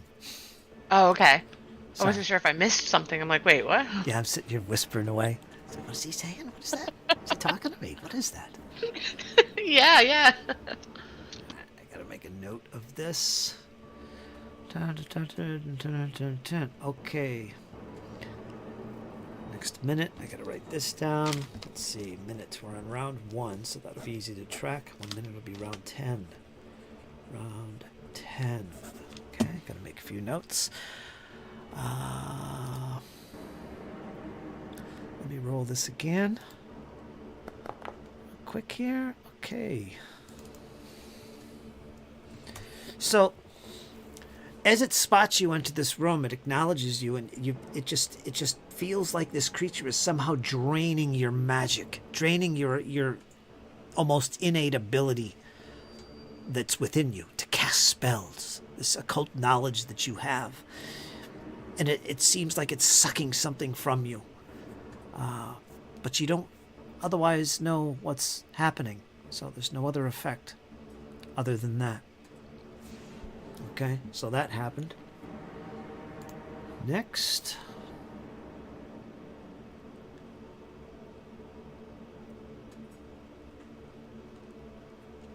Let's see this. Okay, give me a number between 1 and 6, Kyle. 5.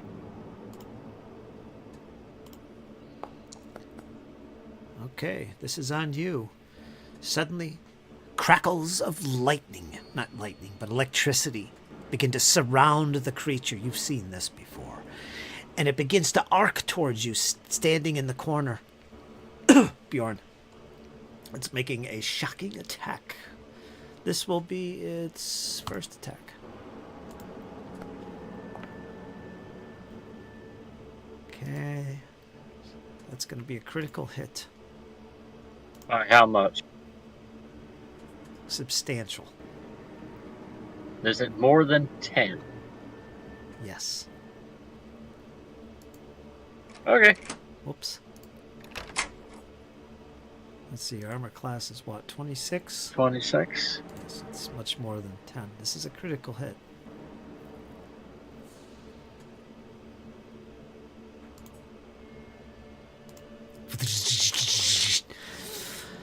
You take 34 points of electricity damage as it surges through your body. No, don't. What do you got? Delay consequence. That thing again. Yep. Nice. You waited till I said the damage. Yep. You got me good there, man. So All right. until its next turn, I don't take any damage. Its next turn? Mm-hmm. Yeah, since it's a reaction.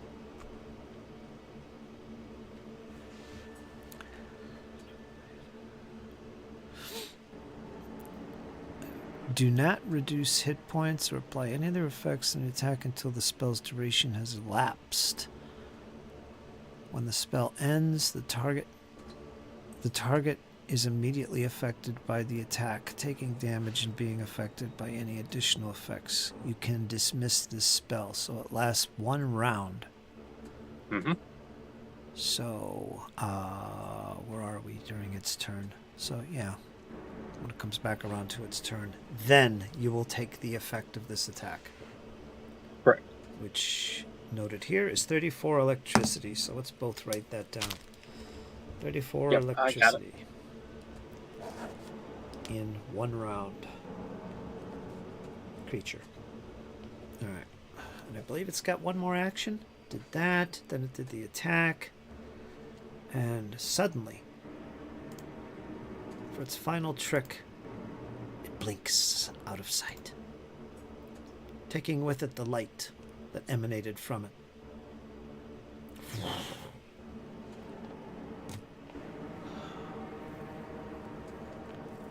Okay, now we're going to go to Karma. Yeah, Karma's just going to reach a hold of Cypher and pull her out of the room. No. Do you I resist. Yes, I resist. Okay, Karma, what are you doing? There's Bjorn still in the room. He's the one who can't see. I can. if you want, I do have light on. If you want Karma to grapple her, go ahead and make a grapple Can we check. have her delay instead? Well, go ahead and make What your do you grapple check. If this is what she's doing, she's going to grapple her against her fortitude. If she fails it, then, she don't grapple her. Cypher does not want to be pulled out of that room. Actually, yeah, I'm actually going to have her delay. All right.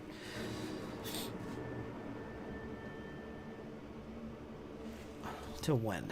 You got 1 more person up, so she's going to go after her. That's pretty much a Yeah, sure I'll thing. have her delay till after Karma. That way she's at the end of the initiative and I don't have to micromanage and flip and flop. All right, so Cypher, you're Yeah, actually... I want to do my thing, and then Karma's a backup if I mess up. Yeah, and so on the same thread there, I'm just going to take a 5-foot step forward, and I'm going to yank Bjorn out of there. So I will be grappling unless he's willing. What? So I grapple Bjorn? Cypher's attempting to pull you out of the room. She's going to make a grapple check against your fortitude if you resist. And she's just like whispering pineapple underneath her breath. Pineapple, pineapple. Yeah, and Bjorn would kind of reply, pineapples, in a very loud... All right, so you don't resist? No, Bjorn does not resist. All right, so you can all back out of this room, Cypher. I think you still have some action, so go for that. Back yourselves out, and even 1 more action to slam the door. Yeah, that's exactly what she's going to do. Yeah, she's gonna just grab him and drag him out of there, and then close the door and say, Oh. well, that's not something we should tackle just the three of us. I was prepared. If those things are no joke. We need to find something that we can use against them. And then all of a sudden, he just erupts in this electricity damage.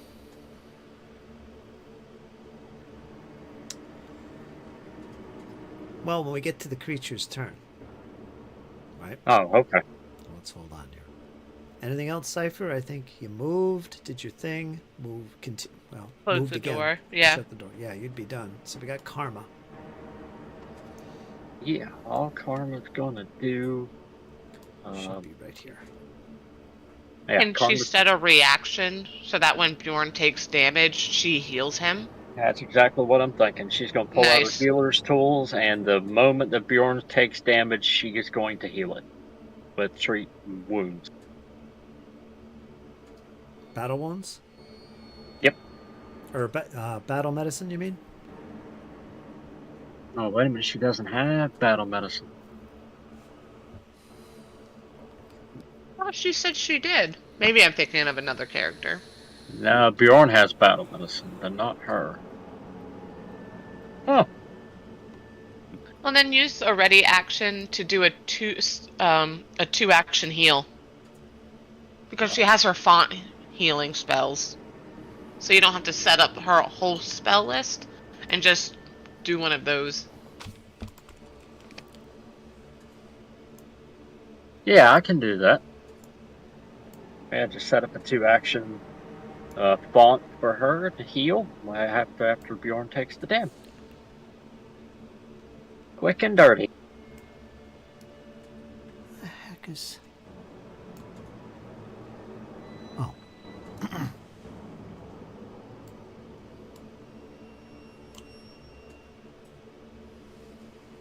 Yep, that'll work.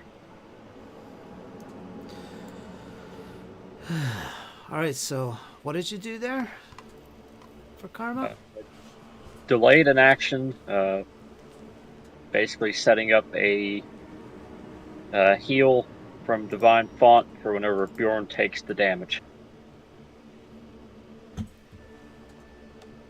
Since she doesn't have battle medicine, she can't do treat wounds, but... Is it a 1-action spell? Mm-hmm. Oh, yeah.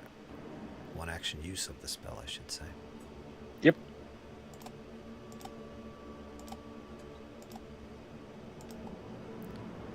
What happened here?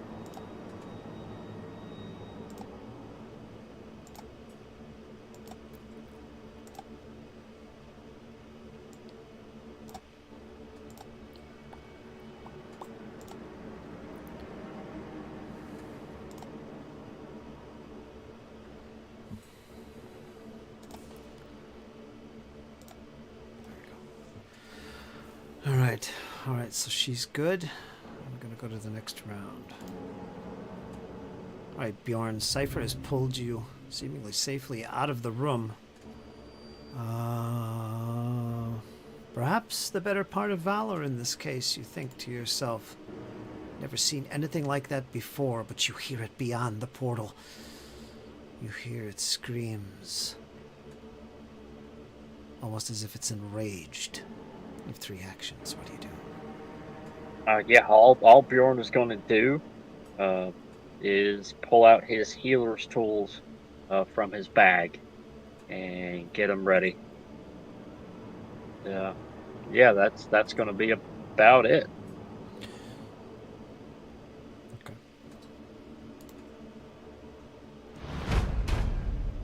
That's kind of the bad thing about delayed consequences. In situations like this, we have to stay in the initiative for a round till I take the damage. Okay, so at this stage, suddenly, Bjorn, your body erupts with pain and the sensation of electricity just racing through your body. That'll be 34 points.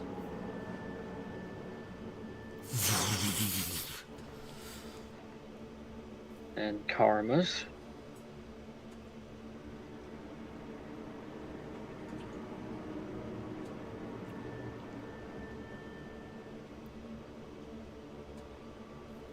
Let me see here.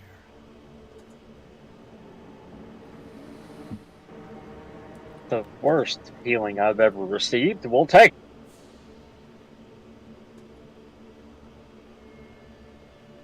It's some new traits here. I don't know what they mean. I wonder how traits have changed. In description, anyway, if they have.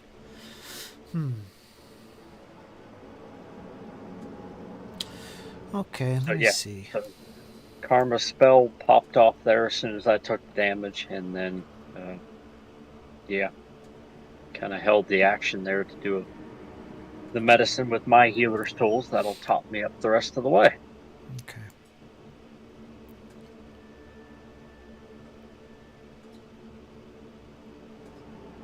All right. You hear horrendous screaming in the chamber beyond.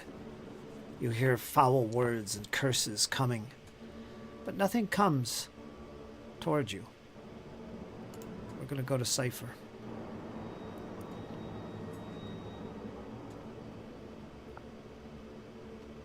He just asks the others, should we leave it to its own devices? And then she points down the other hall. Let's see. What do you suppose is down at that end? Let's find out. See what we can see. We'll come back and fight this creature once we have more support. Anything else, Cypher? No. Maybe I'll cast Inspire Courage just for the sake of it. She begins to sing. Melodic sounds from the elf once again echo through the corridors. Drag that to Karma. I already did. And just then, well, now we're going to go to Karma. To finish the round, she do anything special? Nope. She's just gonna kind of get back in the marching order and get ready to head out. All right, Bjorn. As you pause and prepare to lead the way, you hear the scream echo once again. This time it's not in the chamber from where Cypher stands, but rather it's coming from way behind you. And the blue glow returns. It's behind you, Karma. It's behind you, Cypher, as you turn about and see the glowing head suddenly materialize from whence you came, blocking your escape. There's only one route to take. Well, two, if you count the room you just came out of, where you were fighting this creature. But it has appeared. And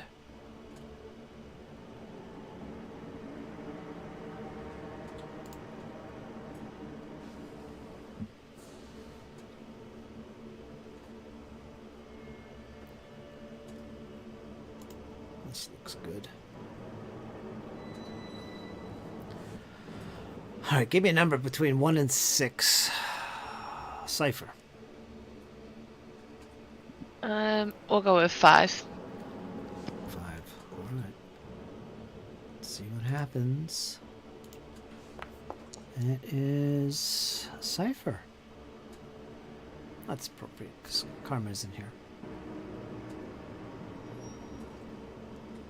Make a will save as suddenly you feel like you're overwhelmed with fear and terror as this thing suddenly appears maybe 20 feet behind you where you least expected. You were totally unaffected. It was the words that you were singing, echoing, not only inspiring you, but making you almost seem fearless. You got a critical success on that save. Very good, Cypher. Damn it. That was a spell with 2 actions. So it's done. We're going to go to Cypher. You're next.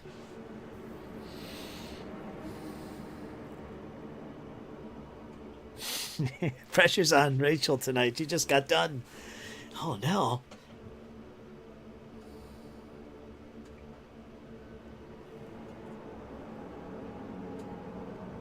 I'm going to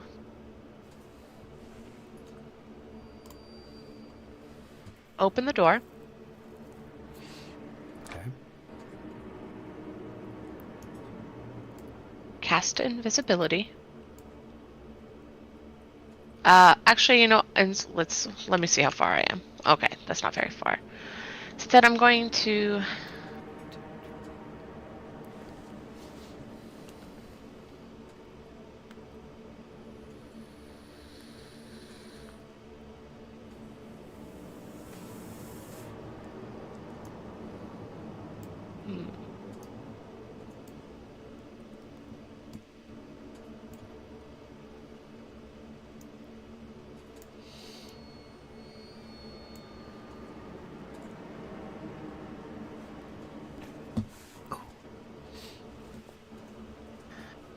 Lot of choices, so I still have 2 actions. I kind of want to cast a spell. I'm gonna cast invisibility. Yeah.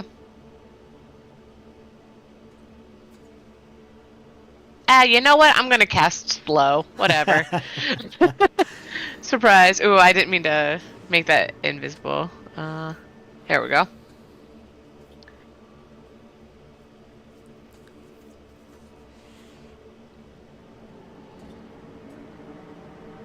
And I just say, Bjorn, you're not the only one that can manipulate time. Good. We'll need it all. We sure will. So you're casting slow on this floating head of terror? Yeah, and it just needs to make a fortitude save, DC 26. Right. As the words begin to leave your lips and you begin to gesture towards this creature, causing it to slow and warp time, as it were, it smiles. It smiles at you, Cypher, and it seems totally unaffected by your spells, and the words begin to fumble in your lips and begin to have no meaning or no purpose. There's no effect on him.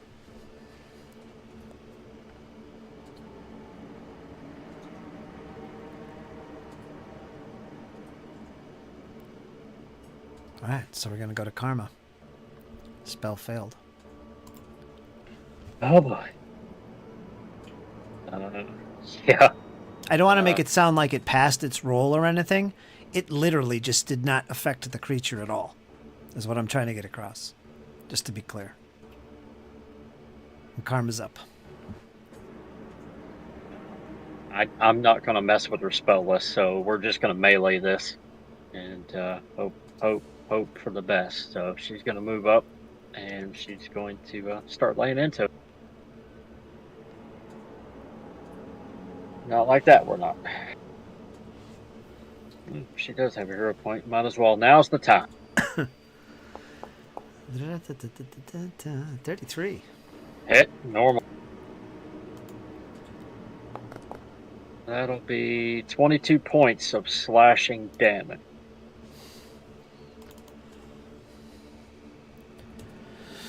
The sword cuts through the visage of this thing, left and right, and it seems to go through and cause some type of damage, which is acknowledged, and it hisses at Karma. We will then raise her shield. Okay. That's it. Round 4. Bjorn, you're up. Alright, I'm gonna move. I got 5, 10, 15. Sorry, I had to move to C. Can I, get behind this creature? You could make a tumble through, or whatever it's called. I think it's tumble through. Athletics, right? That's an athletics going against its whatever it says. I'll have to look real quick. Whatever its DC is. But go ahead and make an athletics check if you want to. Karma will let you pass, so 5, 10 feet, then make your check at 10 feet. Or 15 feet, whatever it is. Let me look this up. That'll be 31.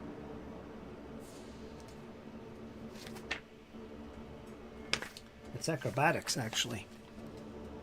Oh shit. Okay.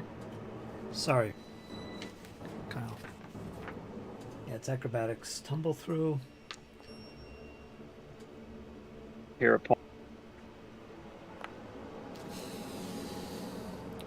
25. All right, so your movement ends and you trigger reactions as if you had moved out of the square that you started in. So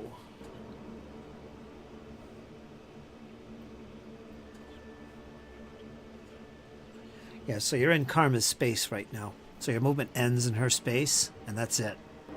You basically failed to get through. You could try again. You have one more action.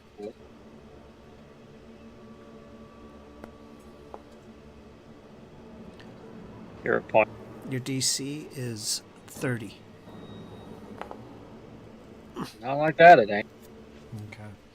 So you'll, in that case, well, we're just going to leave you right there in Karma's space. You're going to be off guard, you and Karma.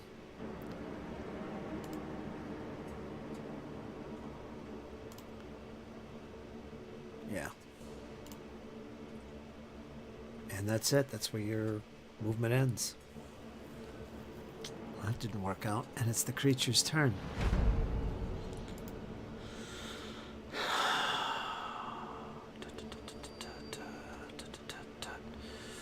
Alright, this one is on Karma. Very similar to what happened to Cypher. Karma feels this draining energy come upon her. She's going to have to make a will save. DC is pretty up there. That's going to be 23. That's going to be a failure. What the effect appeals first time the turn counts. So, okay, so let me write this down. This is going to apply to Karma as well as Cypher.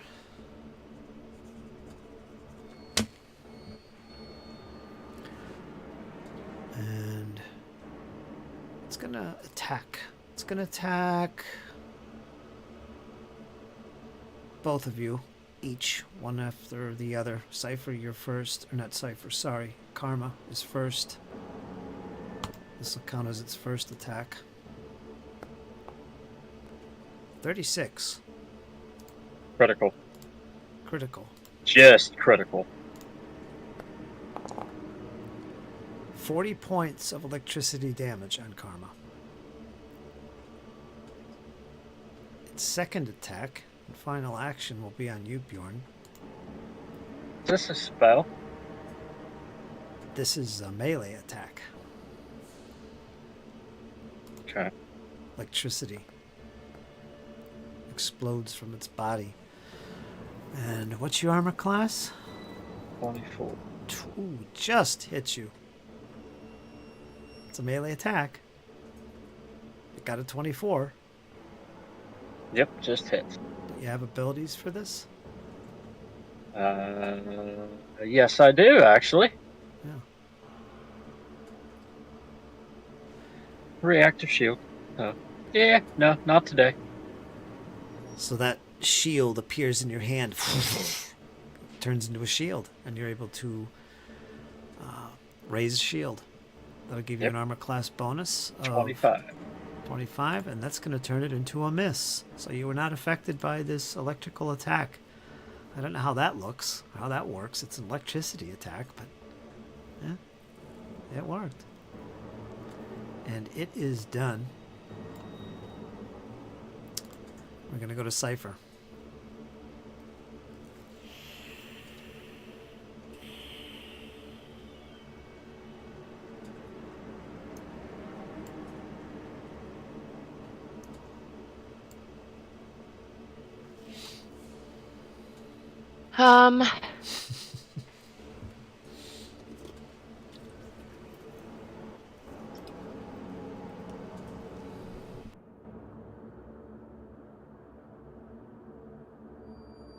I'll cast.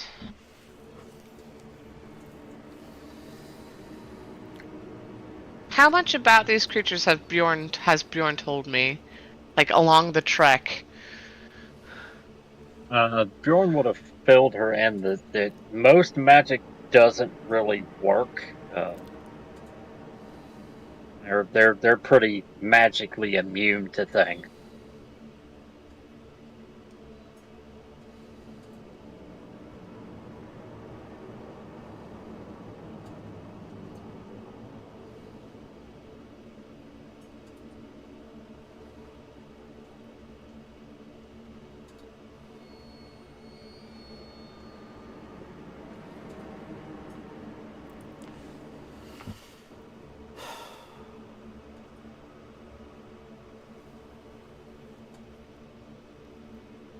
You can recall knowledge if you want. Although you've never really seen this. This would be a tough one. I'll tell you that right now, but if you want to learn about it, you can do so.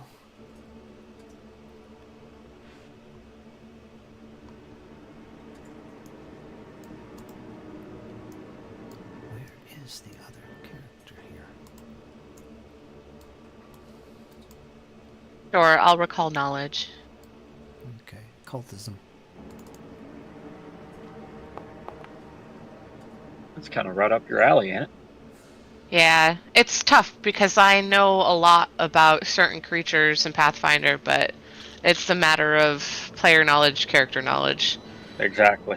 And so it feels like such a slow combat sometimes because it's like I gotta walk through all the doors to get to like the door that I can actually do stuff in. Let me look at your lore. Rose Guard lore. Okay, so that's not going to help. I don't know if the Rose Guard have ever battled any of these types of creatures in their own efforts, and if I've read stories of such things, but Yeah. I don't know how. I don't remember how deep these guys were, or similar like creatures with the electricity damage. You know what I mean. Totally no clue. You're clueless as to what this creature might be, or what its abilities might be.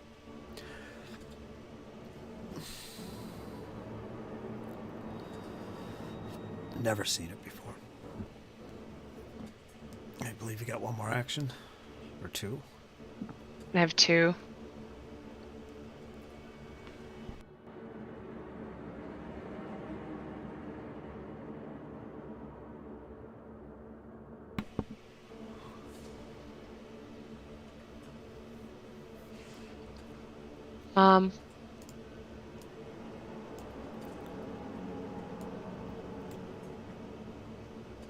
I kind of want to cast Resilient Sphere because it's not really affecting it, it's affecting the space around it.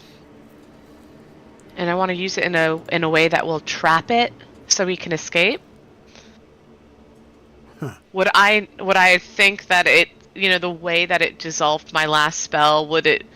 Put it in the chat. We don't... Let's read.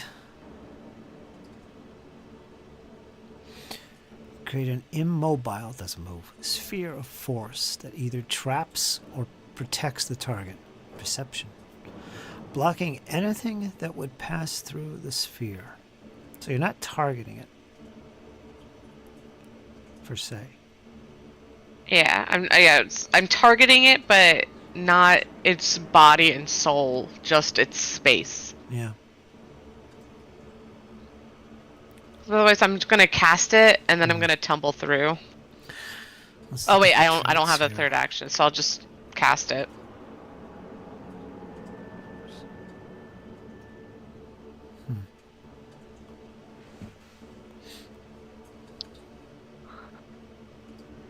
All right, you're casting it. Give me a flat check first. You need a DC. Well, go ahead and make a flat check. DC 20. As you try to concentrate on these words, the resilient sphere, before you can cast it, you're going to have to make a flat check.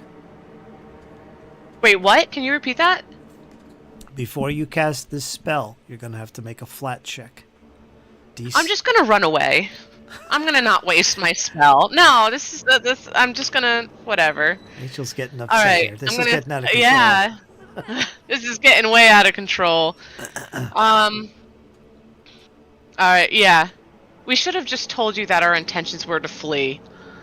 Alright. Oh, I know your intentions were to flee. So, tumbling through, is that my full speed? Move up to the square of the creature, which is 5, 10, 15, and then make your roll. Acrobatics against its reflex DC. And your success determines if you move any further.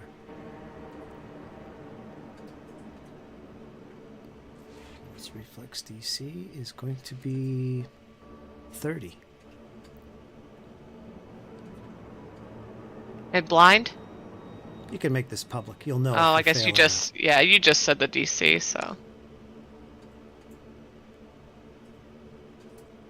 Can make a hero point. Got 3 of them. Use them.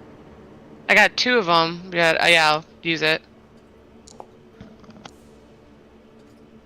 24 is a failure, so let's see what it says. Your movement ends and you trigger reactions, blah, blah. So you're in that same space. So you will be off guard as you're all kind of crowded in there. It's getting a little tight in that 5-foot space, actually. But yeah. And I think you have one more action, or... Yeah. You could try it again, or you could do something else. No, I'll try it again. Although it's nearly impossible. There is a chance. Nope. Not with that. Alright, next turn. Alright, everybody's off guard in that space there. Karma is up next. She is definitely going to pull out of that space as it's getting really crowded, so go ahead and move her out of there. And you can take over, Kyle. She's actually going to attempt to tumble through and get behind. Okay, you can do that too. Got to get somebody over there some way, somehow.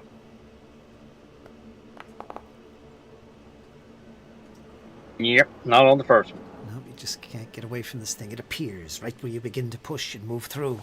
Its face looks right at you. Nope.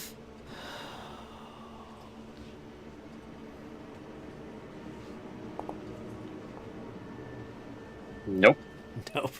All 3 actions trying to get through fail. We're going to go to the next round. Just to be clear, when you first entered this chamber and this creature looked upon you, Cypher, as well as you, Bjorn, it attempted to feed on your magic essence.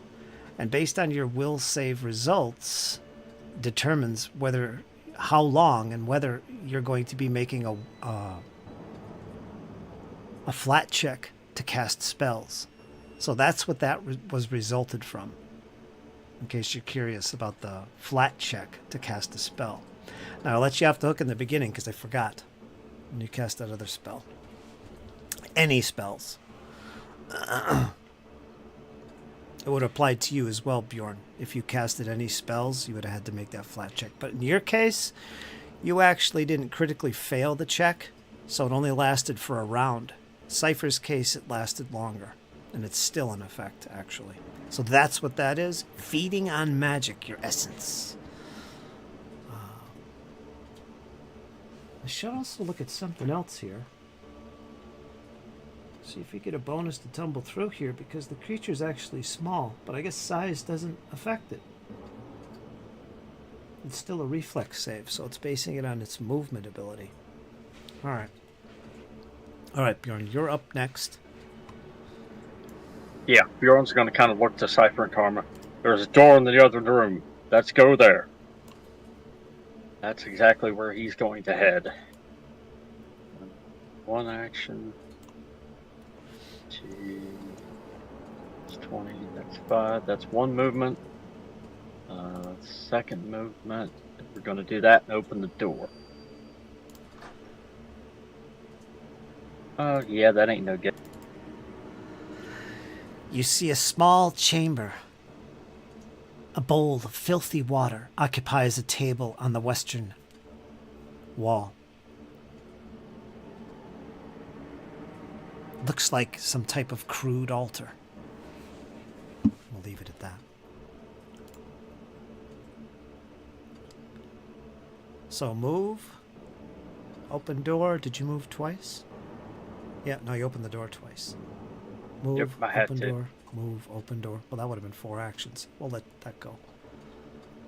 Unless that door was still Well, it was 25 feet up to here. Was this and door then open? Yeah. Yeah, I opened good. it a while ago. All right. Yeah, you're good. So you're done. Yeah. We'll go to the creature. Oh boy. Let me see. Where is this other character here?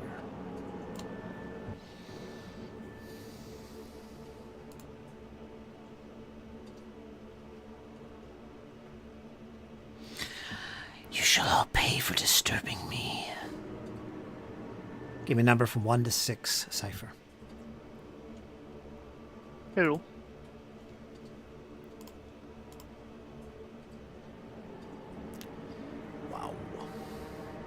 Okay, Cypher, this is going to be on you. You're going to take an electrical attack. Give it to me. I'm gonna roll a new character. Let's go. Wow.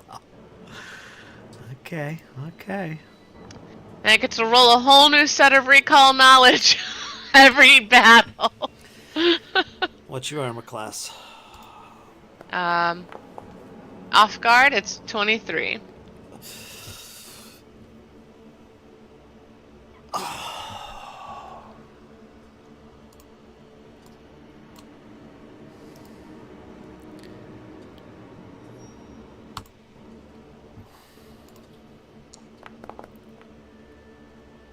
No punches pulled. You take 44 electricity damage.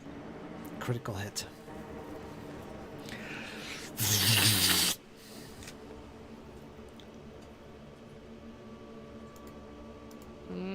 You're not at 0. You had like 70-some hit points. What happened there? Let me just... What happened? Let me open your character sheet. 78. You had 70-some, so you must not have took much damage. If any.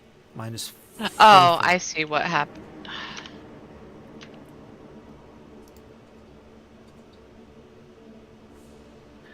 Typically I can just subtract the damage on my character, but that is not working, so I have to do it on my character sheet.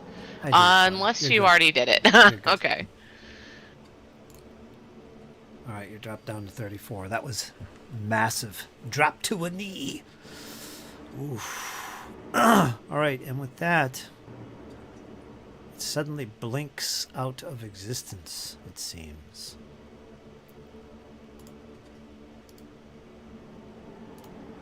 But you still hear it, cackling and laughing.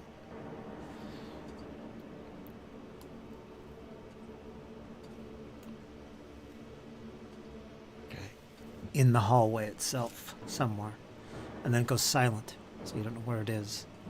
But it is effectively invisible. And then we're going to go to Cypher.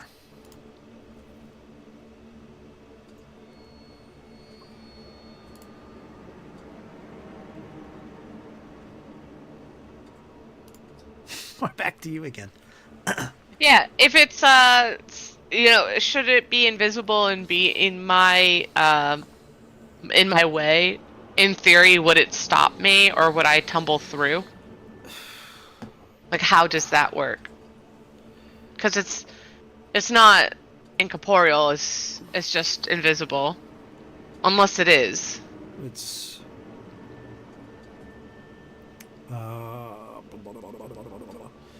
you wouldn't be tumbling through this. You'd just be moving. It would be up to me to say, "Oh, you can't. You stop. You bump into something." You wouldn't do a tumble through in this case because it's not really there. You don't know if it's there or not. I'll be right back. Okay. Bathroom break start again. Yeah, we forgot to take our half hour. Then in that case, Cypher will take that opportunity to get out. She'll yell to Karma, "Let's go! Where did Bjorn? Find Bjorn! Go before the creature appears." Yeah, I think. Like if you're just moving in a room and you don't know there's an invisible creature there, I think you just move through it unless the creature prevents you. Because it all is based on the creature preventing you from moving through its space. That's why you have to make a tumble through. That's why you can move through friends. So if it's invisible and wants to resist, I'd stop you and say, "Oh, you feel the presence of a creature. You're going to have to make a tumble through if you want to go through any further. Otherwise, Agreed. It lets you pass." Yeah. And vice versa. If it went past us, it would have to tumble through. Mm-hmm. Well, unless it's invisible. I guess if it's invisible, it can just sidestep people. But if you're going to allow that, then allow that with me when I go invisible. Just remind me. All right. Definitely do that. I stick my tongue out at the person. I cast the spell correctly, right? I'm invisible, right?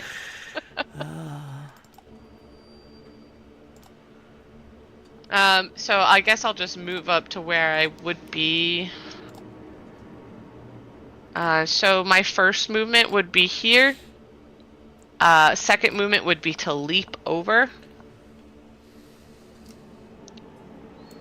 And then actually she'd stay right there, so. Do I need to make a, No. another check? Okay. It won't take a separate action. Well, it's part of your move. So that's one action. The leap you did there, it's part of your stride. Alright. Then, you know what? While we're here, I'll use this other action of mine to attempt to recall knowledge again on the creature. You can't see it. Well, Alright, it's up to you. Then I will just end my turn here. If you want to make it, go ahead. I'll just change the DC slightly. Because you can't really see it and analyze it up close, but you can use your memory. And we are in combat. I allow failures to continue to roll. So if you did fail, you still get to do it. So what happened? I did in fact head out once the creature turned invisible. It doesn't appear that I encountered any resistance, so I'm not sure if the creature went back or where it went in general. So Cypher told Karma to tell you, get out, let's go, before it comes back. So the creature went invisible. And Cypher made her way out past the creature because it's evidently not there. And Karma's going to follow suit. Yep. She's going to kind of relay that information to me, and then she's going to bail.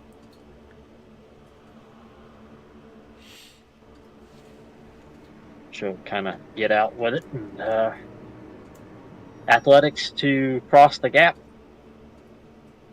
You can just... It's part of your stride. That was just for flavor text I was having you roll. Oh, okay. Yeah, it's only 5 feet. You could do that. Yeah, she's going to get out to about there, and that's going to be it. Okay. Bjorn? What is this? It looks like it might be an altar. Well, let me read now that you're actually looking a little closer. A bowl of filthy swamp water. It smells like swamp water in here. Rests upon what looks to be a crude altar of stone. You see kind of the continuation of these religious-like symbols along the walls and the floor.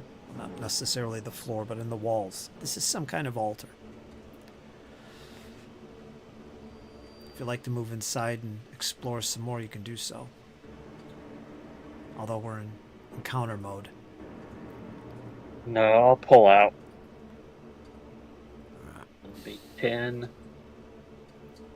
That's one movement. And 2 movement. Excuse me. There you go. Here. Yep. Slam the door, if it matters. Actually, if I could have, I'd actually, instead of moving that last time, I'd have just came out and hit the button to slam the secret door. What'd you move? 2 actions? 2.5 right there, so I could actually back up. Yeah, just slam the door. Yep, and just hit the button, and then it's stone, right? Yep. Yeah. And you guide it back into place, and the button automatically pops out as soon as you push it back into place. It's once again a hidden door. Okay. Secret door. Back in the old days, hidden doors were separate from secret doors. A hidden door was a door like behind a curtain.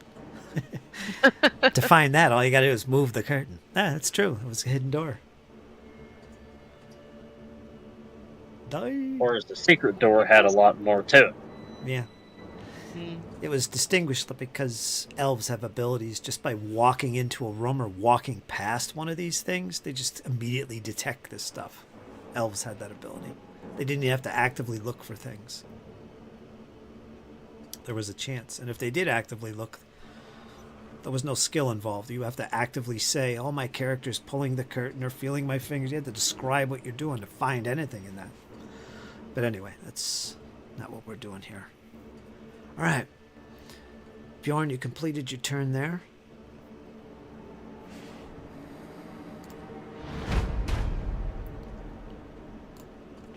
Yes, I did.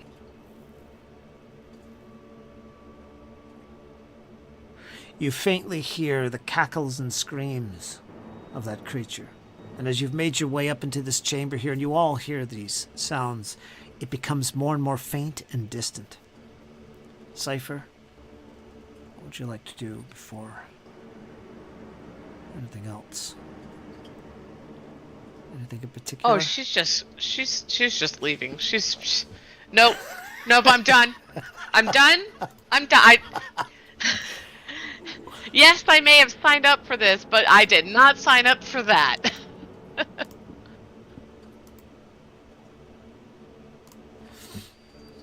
right. Karma, anything? Yes, actually. Karma will kind of usher Cypher over to... Well, crap, I don't have battle medicine, so that ain't gonna work either. Oh, can I close this door? Hold on. Let's see what Karma does first. Yeah, you can. You had your turn. Yeah. Pretty much all that Karma can do is yeah. Yeah, because I don't really want to tap in any more Karma spells, so yeah. She's just gonna hang out there. All right. And as the voices die down, or the screams die down, you hear silence once again. Bjorn, I imagine you sneak back into the chamber with your friends during this time and make your appearance. I do. Yeah, didn't mean to close the door on you. I didn't realize that you weren't in the room with us because I saw the torch, so I thought we were back to the torch. So sorry, Bjorn. Didn't mean to close the door on you completely. Come on in. He says it's like he's picking out splinters of wood from his beard. That was a close one, Cypher. It sure was. You only need to get electrocuted once to find out you never want it again. She just shivers and shudders. Oh, God. I say we don't do that again for a while until we have more down here. Absolutely. But I have battle medicine, so since we are still in the initiative, I will battle medicine Cypher. Just make a normal medicine, because we're out of initiative, actually. Exploration. Oh, okay. Then I will have Karma do it, since she can do both herself and Karma. Yeah, that sounds good. Let me find the thingamajigger here.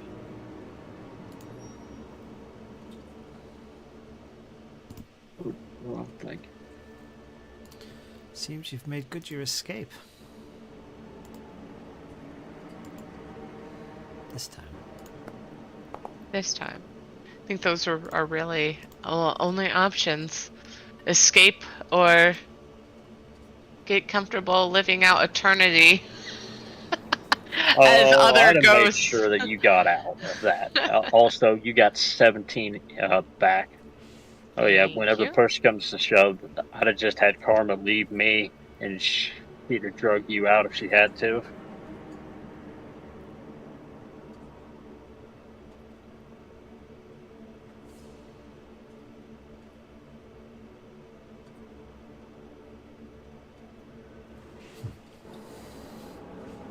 Alright. Any more healing going on? Yeah, didn't do too bad. Cypher got hit pretty hard there. A few times is the magic. It sensed the occult presence, the magic energies. After 10 minutes, Karma will do it again. So. Okay. I forgot to do another 2d10 plus 10 here. So there's another 21 for you, Cypher. Thank you. That ought to get you the bulk of the way. Yeah, might as well be back at full. How close are you to being full? Just a few, but Cypher is just like, I don't know if this is the place. We wanted to continue down this path to find, more locations in this area. Perhaps we should move on to something else. Indeed, let's move on to a different area. Maybe return when we can find Lofter or, a Maybe fourth find person. Thalsaria. Yeah, she was just about to say that. You beat me to it. I wonder where she could be hiding. I don't know, but I'm really starting to worry.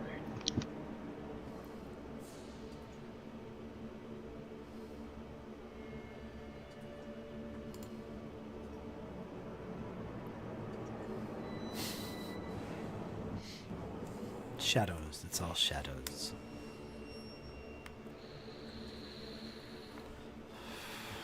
Alright, so you found yourself in this one barracks-like chamber.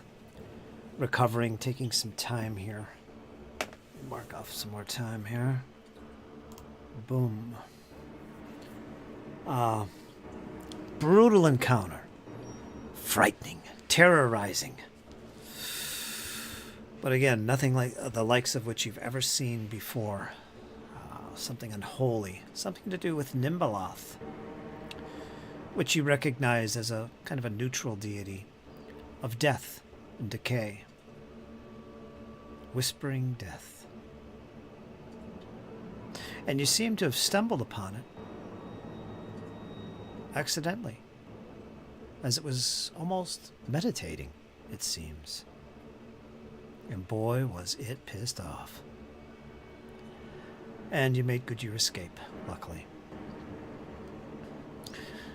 And from what you've discovered, that little secret hallway, which led to those little chambers there with the Nimbaloth-like creature, there is another corridor that goes to the north, which seems to be a dead end. There's nothing there. Or is there? You didn't see any doorways, but you didn't investigate. So who's to say? Regardless, you find yourself back in this chamber, where you can kind of take refuge for the moment. Doesn't seem to be pursuing you. But who's to say if it's not watching and waiting? Yeah, I definitely think we need to go back and see if we can find Thalsaria. Yes. Pick her up or see where the hell she is. Pardon French. Alright, so where would you like to... Where's your destination here from this chamber if you want to go anywhere? We'll call it pretty soon. It's 10:30. Just I need to know where you want to head. Back up near the safe room. That's where we last saw Thalsaria heading north. So we'll pick up the search from there, I guess. Back to the safe room? Near it. Do you want to go back up to that level or no? Yes. I'd be okay if we just stopped right here. Okay. Only because I do have to get off like right now, and everyone will just we'll pick back up when we're all together. Yeah, I'll take you back to the safe room. Oops, that's the wrong freaking map. And we'll end it there. You can get back to the safe room. The rumbling in that hallway doesn't return. So there's no checks needed to make your way back up. You could make your way back up there relatively quick. Another 10 minutes or so. So if you want to get back to the safe room and we'll pick up the next session from the safe room, we can do that. Sound good? Sounds like a plan, boss. All right. Folks, we're going to call it there. That was I don't know. That wasn't as much role-playing as we kind of anticipated. That was more brutal, savage combat. It's something the characters, the players, have never encountered before. Something really powerful and nasty. And let's do our outros. We're going to start with Rachel. What'd you think, Rachel? What's going on? You almost gave up there. Things got tedious. Uh-oh. I did give up. We ran away. You did. No lie. No lie. Run away. Run away. I'm glad that we located the door, and I kind of had a feeling that regardless of what kind of combat, unless it was like your general monster encounter, that we'd have to turn back. It's just Kyle and I today. Granted, we did have Karma's character, but it's tough, and we will return when we have our reinforcements and and everybody to join us. I kind of wish we didn't find it just us two, but that's all right. It's some tight quarters too down there in that secret corridor. But overall, I had a good time. I had a good time playing with you, Kyle. She'll get me back on the 21st. That's what she's planning. She's going to get me back. It's coming. It's in the back of my head. Be careful tonight. How long can your character hold their breath again? Constitution modifier. Well, actually, I'm a kineticist. One of my abilities is water, so all I have to do is activate my gate, and I can breathe all I want. Nice. Broken. Yeah, that was good, Rachel. You guys got out of there. You got scratched, but you still got out of there. So that's the way it should be. I thought it was good. Just got a little scary. How about you, Kyle? What'd you think? Oh, I had an absolute fantastic time, as I always do. I've had pretty well one-on-one sessions with everybody except for Rachel. Yeah. And I've always missed it. Yep. So that was nice to get to do some one-on-one stuff with you tonight. Got into quite a pickle there, but I think we could have fought it. Just I get into those situations where, especially where I'm kind of shadowing somebody else's character. I get like the super safe play with those kind of people, So I just didn't feel right about casting spells and using her spell slots. That's all right. That's why I should run her. And but I had a fun time. I always have fun with the family, and I'm looking forward to actually play testing the Kineticist fully with you guys on Thursday. It's going to be a lot of fun. You're going to like Kineticist. It sounds broken as hell, but it ain't broken. Anime character. I think I have plus 14 on my first strike, so it ain't broke. But yeah, I mean, it was fun. Got to use the Warhammer. Actually hit with it a few times. That felt nice. That kind of... I was channeling my inner Arthurian there for a minute, and it worked. But that thing is still beefy. We need to rethink our combat strategy on that guy. Get that armor class down and get me in there. It was good. It was good fun. Folks, we're going to call it right here. Everybody's getting tired. We're going to be back again with another session on, probably not Sunday. We're probably going to do it on a different day, which would be cool. But still, it'll be recorded and released at the normal time, so you guys won't know. But thanks for watching, and we'll be back again soon. So, and also, we're going to be doing a special session on the 21st, which will be unlisted. I'm going to edit that if Rachel lets me, and that'll be a special little episode I'll post for you guys to watch, if all goes well with it. I mean, she might kill me off from the first turn. It might be over, and that's the end of that recording. Boom! But stay tuned for that Christmas special, gelatinous Christmas special. And we're going to call it there. Folks, hang in there. It's only going to get better. And we'll see you again soon. Toodaloo.